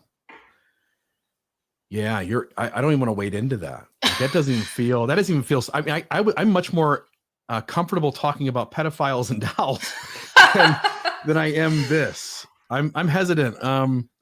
Because what if Italians are better at pickleball and whatever, you know, name it. What if Asians are better at math? And what if white people? Yeah, man. And then suddenly the stereotype becomes data and science, and now you're left putting everybody into boxes when it only covers a portion of that group. So now you're back to being racist and bigoted based on stereotypes that are only in part true. Yeah, but then there is data. So do you publish it? You know, especially. So, I mean, it was interesting that the Neanderthal article came out and it showed that it was that it was like white people have an average of 3% of Neanderthal DNA. And it was shocking because we didn't know that Neanderthals and humanoids got together and all of that. But if it had been that Black people have more Neanderthal DNA, would you publish that paper? I'm telling you, I would not. I just wouldn't trust us enough to be able to handle that information, given our racial history in America. You're hitting at the heart of it, right? Like the whole point of this episode I usually would like publish it. If it's the truth, we'll deal with it. This one is like, ooh, I don't know. That one's trickier. Yeah. This hits at the heart of the reason for this episode, which is some ideas may be too dangerous, even though they're science-based, even though they're true, even though maybe it allows us to also make different choices that end up good, 200 years from now. The reality is that some ideas are so risky. It's not that they're bad ideas. It's that we don't know what would happen if we put that out into the ether and people started to pay attention to it. Like a bomb recipe. We just kind of always say, you know what? I don't trust all of us enough to put that on the internet as public information, Man. So I don't know. That one's a tough one. Me either. I have no opinion. Okay. So yeah, that goes back to what we said at the beginning of this episode, which is we have no answers. I could be convinced on a lot of these, even if I had an opinion. The transgender folks in gendered sports and all of that. I heard one thing from Neil Tyson deGrasse. So what do you think about this idea? He said that when he was growing up, he was, when you wrestle, you have different weight kind of categories, and it's like every 10 pounds, so that you would be competing against someone who was about your size to make it more fair. And so what he was saying with female sports is that we should do like a category for if you went puberty, if you are a female, but you went through puberty as a male, then this is your category. If you're, and then like hormone levels. So like you're competing against someone of a similar hormone level. And then you add these contingencies, like whether or not you went through puberty, is this or this gender. And in order to kind of be able to splice up the gender spectrum so that when we compete, it's on fair ground, just like we do with wrestling. What do you think about that idea? I think it's still unfair because at the lowest levels of sports, you wouldn't have enough non-cisgender binary people that they could actually compete with anyone else. Does that make sense? So the trouble is, that works maybe when you get to the professional level. So maybe, for instance, in golf, you have a tee box for women and you have a tee box for men. Why don't you have a tee box for any other category that we need to parse out humans into? And you could. There's nothing stopping you from having an orange tee box in between the two that represents something else. But you have to allow kids all through every age, young adults through every age, if we're going to be fair and equal and give people the same opportunities, then we have to provide those folks a space at all age groups. And I don't think at that lower level, there's enough folks to make that happen. But let me also jump in and say, I'm also not a fan of the back end of this, which is that a person born male who transitions to a woman plays professionally at the female level. So for instance, I think there was a golfer recently who is a transgender female who's playing golf. And by the way, I'm more power to her. And I have nothing but mad respect and probably has overcome more difficulty than many others around as we debate what's fair and what isn't. I'm simply saying on a competitive level, that doesn't feel fair to me. My logical brain I can't make that fair. Yeah, as a female athlete, that doesn't seem fair. But here's an interesting argument that threw a wrench in it for me was, when you're talking about top athletes, you talk about someone like Michael Phelps. He has like an enlarged heart and like ginormous arms. Like his arms like go to his knees, right? So he's kind of like a swimming freak of nature, right? Yeah.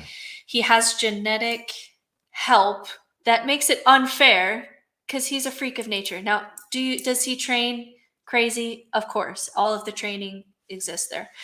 And so I heard an argument once that people who are born as women but have high testosterone levels, right? But are female, but just the amount of natural testosterone that they have is just far above and beyond. Maybe it's because they're intersex at some level, but they were raised as female, participate in social life as female, and then, feel like they can't participate in sports, when in reality, is that the same thing? Are they a freak of nature as a runner because they have high testosterone, in the same way that Michael Phelps is a freak of nature in swimming because he has long arms? She didn't choose that. So shouldn't she be allowed to play? And so it's interesting with gender is if we allow kind of the argument that, yeah, if you're a woman and you just happen to be blessed with really high testosterone, you're going to have a lot of benefits. And if we allow that, then essentially, eventually, a lot of female sports will be dominated by that kind of woman. And how do we feel about that? Is that fair, in the same way that a lot of top athletes have genetic help that is not fair? I don't know. That to me threw a wrench in it. You're right. Regardless of whether we're talking about the transgender issue or whether we're talking about Michael Phelps' enlarged heart and long arms, the reason one person wins over another, certainly training, time spent, the types of drills and exercises one does, no ifs, ands, or buts, that's a factor. But what is also a factor is genetics and epigenetics. And hence, does it really matter what genetics and which epigenetics are playing a role? Yeah. But because we just have a lot of political baggage with this type of genetics, it kind of gets us stuck and nobody really knows what to do. And we're probably back to religion. If we have a transgender Olympics, is that celebrating this group of people? Is that segregating this group of people? Anyway, I will say that one is just really, really messy for me. Really, really, it's really hard to see a way through that. And by the way, why is transgender the hot button issue and not being left-handed or right-handed? And it again goes back to religion, because we all collectively agreed to believe in a myth where people who are transgender are other. Right. Mm-hmm. So, we just have we're not going to be able to do anything with that problem for a while anyway, even if we sat down and had good science. We just have too much, there's just too much on the line for that question for a lot of people, right? So you have the LGBTQ community so marginalized, so ostracized, that just want to play, right? And then you have religious concerns and social concerns and organization concerns, and how much do we cater to this a group of people that does not represent the majority, and that one gets really, really messy for me. But I like at least the idea of moving towards like that idea from Neil Tyson deGrasse, that we try to at least start to, it's going to be bad, we're going to be wrong, it's going to be really clunky, but at least start to try to organize kind of somehow levels of at least sports, so that like is kind of competing with like. I think we can move in that direction subtly, even though it's going to be really awkward, because we're just not going to get that right for a long time. we also don't know yet whether having a transgender female playing professional golf with other women who were born female at birth, what is the competitive advantage, right? Like we have like a test case essentially that we're working with.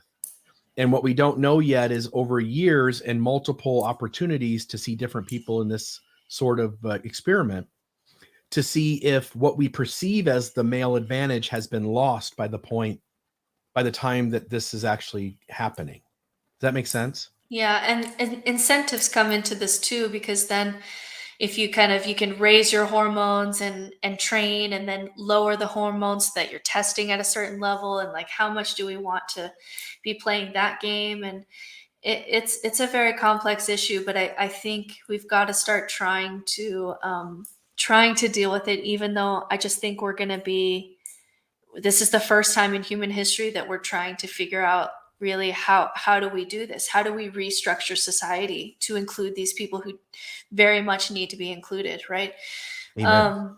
And so I think we're going to be bad at it. I think we're not going to get it right, but I think we should at least kind of maybe start trying to do some groupings, because I don't think it helps the transgender issue overall, especially for people who are already on the right, for them to turn on a track race and just see someone just absolutely crushing, I mean, like double time crushing other women.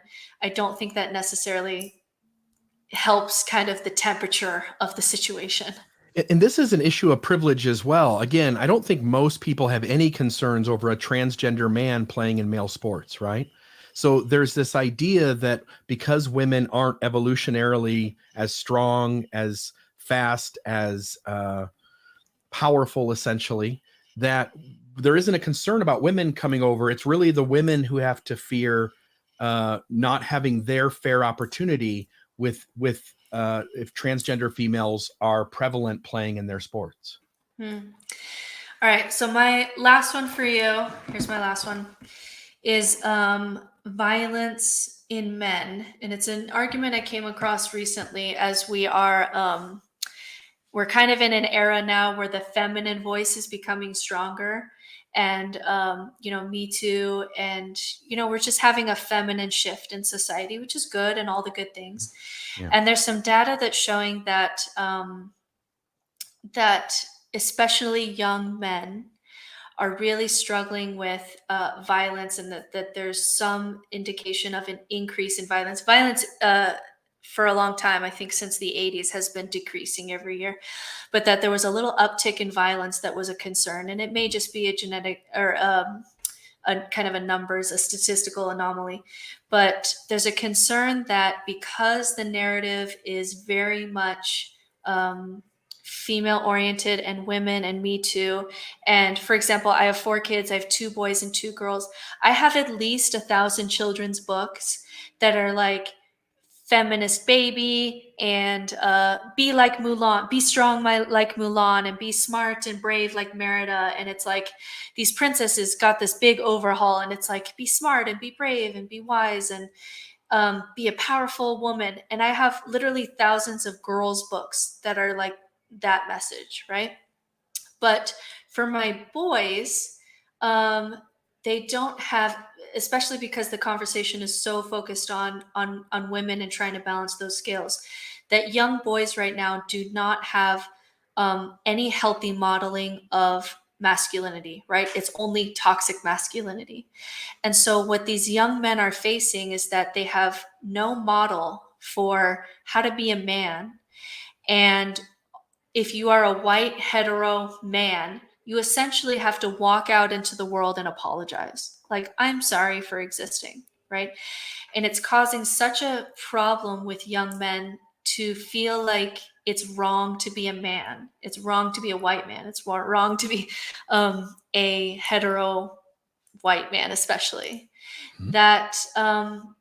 That they just feel no way to just be able to be shown how to be a healthy man, because everything about masculinity is toxic in this kind of feminine Me Too movement. And so are we at a point now? So eventually the narrative has to kind of swing back and be able to include, what does healthy masculinity look like for a man? I don't have a single children's book that's like, be brave like Prince Philip. Like, those books don't exist. Like, it is only female empowerment books. So at what point does the pendulum start to swing back? Because we are missing a lot of young men who are really turning to Jordan Peterson is the big voice on like, hey, there's a lot of young men that like don't know how to handle being a man and are just really struggling. And Jordan Peterson has really become their king. But part of it is because we don't have any modeling on what healthy masculinity looks like in society, except for just apologizing for existing. And so are we creating more violent men because we have gone so far on the female empowerment message? What do you think? That's a big question. To the first half of what you said, certainly as time goes on, we're going to learn how this has affected us, at least as a contributing factor. And there may come a point where we have to, like you said, the pendulum has to swing back the other way, because the repercussions of what we're doing is so not good. Like it takes us into this idea that when you sit and think about like, oh, I'm really just an animal who developed a higher way of thinking. And so I look at the animal world and they don't do anything that I'm not doing, and I'm not doing anything that they're not. They also do the behaviors of stealing and killing and harming, just without the story attached to it that we place, right? We're still doing the same behaviors they are. And so there may be a certain amount of masculinity that we call toxic, which really does perpetuate the human species. And we may also learn that as we try to quiet that part of us, maybe whatever comes from that is even better than what human is right now. Like, I don't know that we know yet. And I do know that when you tamper with things, there comes great risk, and we ought to tread carefully in this space of, do we really want men who are raised to discard every piece of masculinity because of the toxic parts it also connects to? And I don't know, and I don't know that any of us do, and we ought to be careful. Yeah. What do you think? Do you think that something that came up also with Jared Anderson is that while there is privilege in being a male in many areas, there are also areas now where it is very it's not better to be a male. So if you and I were applying for a job in education, like a professor or a chair, I would be hired before you. When you and I are talking about patriarchy and talking about religious trauma with women, I'm a voice that's trusted more than yours, just because I have a vagina and you have a penis, right? Yeah. So there are areas where it's better to be a woman, right? And where the bias is the other way, especially in post-religious spaces where you and I play, it can sometimes be better to be a woman in those spaces, because if I just say I'm a woman who was raised in patriarchy, people trust that I understand religious trauma, right? More quickly than they'll trust that from you. Yeah. And so the question is, are we there yet, in the sense, not in the sense that, feminism is over or patriarchy is over, but has the female voice been heard enough? Have we balanced the scales enough to swing it back at all? Or are we not, we can't do that yet because we just haven't dismantled enough yet? And so unfortunately, young men, like, you just need to hear some more female voice. If you look at the history of humanity and how long that pendulum has been in one direction, my hunch would be that it needs to stay or swing maybe even further in the other for some time now. Like maybe it doesn't need to be 10 million years, right? Maybe it doesn't need to be whatever. Yeah. But probably more than a decade, right? Probably more than a couple decades. Yeah. It's interesting, though, that we do have to start to pay attention to young males who are essentially being forgotten, because we haven't really given them a message or a hero of what a man should look like. And I think that there's some struggle there that is growing. It's kind of like the shadow side of only focusing on female empowerment is, and I've talked about this. This is something that nobody says. But I've talked about this with other moms who have sons who feel like they don't get the same empowering messaging and positive modeling for being a man in the world that their daughters do. And it's something that's creeping up on us, but it's a new thing, because we've only been doing, we have a lot of years of patriarchy and very few years of Me Too. But it's a problem that's creeping up on us that I think that I just wanted to throw out there. Can I ask you? All right, we got one more if you got time. Okay. All right. Yep. Okay, this Hit one, me. I'm going to risk a lot, because this just came to me as you were talking about gender and man, woman, and all the discrepancies. In a heterosexual sexual experience, men orgasm, I think it's like 96% of the time. Okay. Women in a heterosexual sexual experience orgasm, I don't remember what it is, but let's say it's 58% of the time. Whatever it is. That's probably way high, huh? That seems high. That seems high. All right. So let's say it's 35%. Whatever it is, I don't care. Okay. Just low number. So men, 96%, women, 35. I don't know what the number is, but I know that men is somewhere in the 90s. And I know the next number too, which is 2 women in a lesbian relationship. The women report orgasming 86% of the time. So there's this guilt trip and there's this imposition on men that men should put as much work into a sexual, it should be so lopsided. And what I mean by that is that, no, I don't mean any offense. What I mean by that is that men, the male body takes less effort generally than the female's body takes effort. And we know that just by the data I just shared, by the way.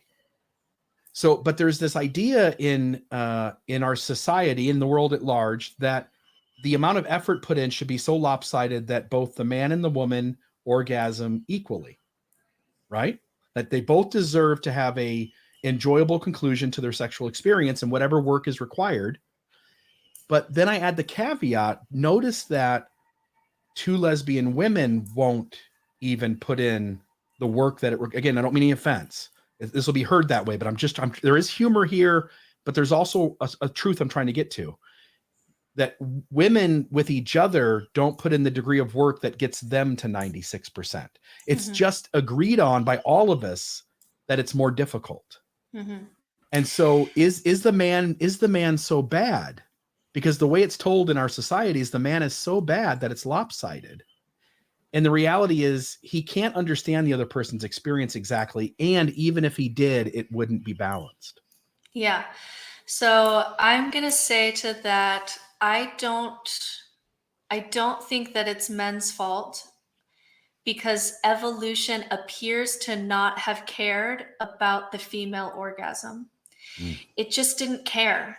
It didn't matter for evolution. It needed to be quick and accessible, and men being able to have multiple sexual partners. And there's even like women across societies are attracted to men that are 5 years older, and men are attracted to younger. Women are attracted to more resources. And evolution is driving all of that. The reason you're attracted to a little bit older and more stable is because if I have a kid from this, you're going to have to take care of me at least for a year, because it is so hard to have a newborn. It's just so hard on a woman's brain and body. And so I don't blame men for the fact that evolution didn't care about the female orgasm. Now, are there things that you can do? And men, so many men, they need the sexual education. They don't know what a clitoris is.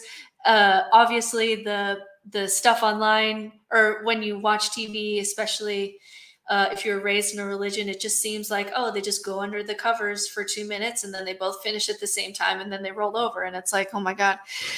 And so there's a lot that we can do there, right? There's a lot of sexual education. It could be way better than 96 and 35. It could be way better. However, I like the idea better that it's not men's fault that evolution didn't care, and that everyone is responsible for their own orgasm when entering a sexual experience. And so I think that it's better. I think that that's a better way to deal with kind of evolution, dealing the cards in that way, is just to say, you're responsible for yours and I'm responsible for mine, and this is how we participate together. And you deal with all of that by talking about it in a relationship, or with a sex therapist, or with a book, all of that. But I think that is more fair than just saying that men don't care about their partners having a positive sexual experience, because I really don't think that that's as true as the data shows. I think that evolution is more to blame than men in committed sexual relationships. And what it also says, that with probably very little increased effort, we could get the numbers to 96 and 86. That's interesting. Yeah. Yeah. Yeah, it takes some education, on the men, but I think women also need to, especially if this gets back into religion. If you were raised in a religious place, you are kind of told that your body and your orgasm and your sexual experience is really owned by the man, right? That's really done by the man. The man, like, you're kind of like this, you're kind of told to be asexual and pure, and like, you know, men are allowed to be sexual creatures and boys will be boys, but women, like, oh no, like we are pure, we are the gatekeepers. And so we're not really allowed to be sexual in the same way. And then all of a sudden you're married and it's like your husband is just supposed to own all that. And so I do think it's healthier to say that you're responsible for your own. But obviously a lot of education can help even that out. But I think it's evolution driving that more than selfishness. Yeah. I'm glad we took this one on. That was a flyer. All right. So that was 2 hours of just, you know, stuff that comes up when you don't have thought ending cliches anymore that you didn't used to have to think about before. And we have no answers, but we will sit with you and talk about it anytime.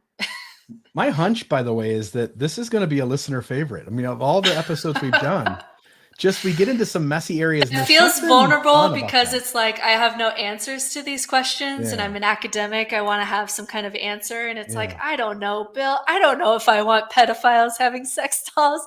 I don't know. But, you know, this is life on the other side. It's a lot more messy and there's a lot more to think about because you can't just have those little shortcuts out of the problem anymore. You and I were talking about maybe putting some sound bites on TikTok. I bet there's about 10 in this episode that we could use. There's some that I would not want to be on TikTok because I would like them to be in context. Yeah, well, I'm sure Quaker will use 1 or 2 of these. So yeah.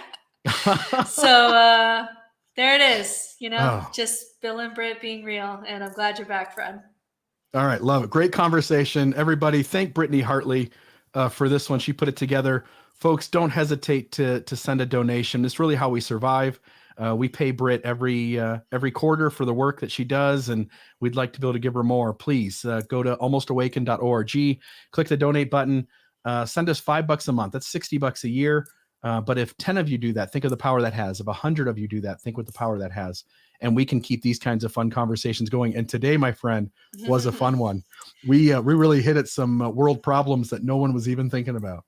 Yeah, we didn't get any closer to solving them, but we're at least framing the question, which is half the battle. And I appreciate all your donations. Right now I have 3 afternoons off per week where I have kids in preschool, and one of that is prepping for the podcast, and another one is recording the podcast. And so this is really what I do with my time, and I try to bring up the things that I feel like would be the most helpful to listen to kind of on this side of a faith transition. And so I appreciate anyone who can support me in doing this work, because it's not like I have 50 hours a week and this is just 2 hours. I just have a couple afternoons, and this is what I want to do, because listening to podcasts was just so helpful for me at various points kind of in my faith journey. So I hope it's helpful for you. And you can tell just by today's episode how much thought goes into these kinds of issues. And I think you can tell by the comments on Britt and myself that these are things that we've thought about and spent time reading books and reading articles and listening to things on YouTube and just kind of studying it out. So one way to thank Britt for all that time that she spends to put these ideas in her head is to send her a donation. Britt, amazing conversation. I'm really excited to see the comments on this one, and you have an awesome day, and I can't wait to talk to you again. You too, my friend. Bye. Take it easy. This has been another Almost Awakened episode.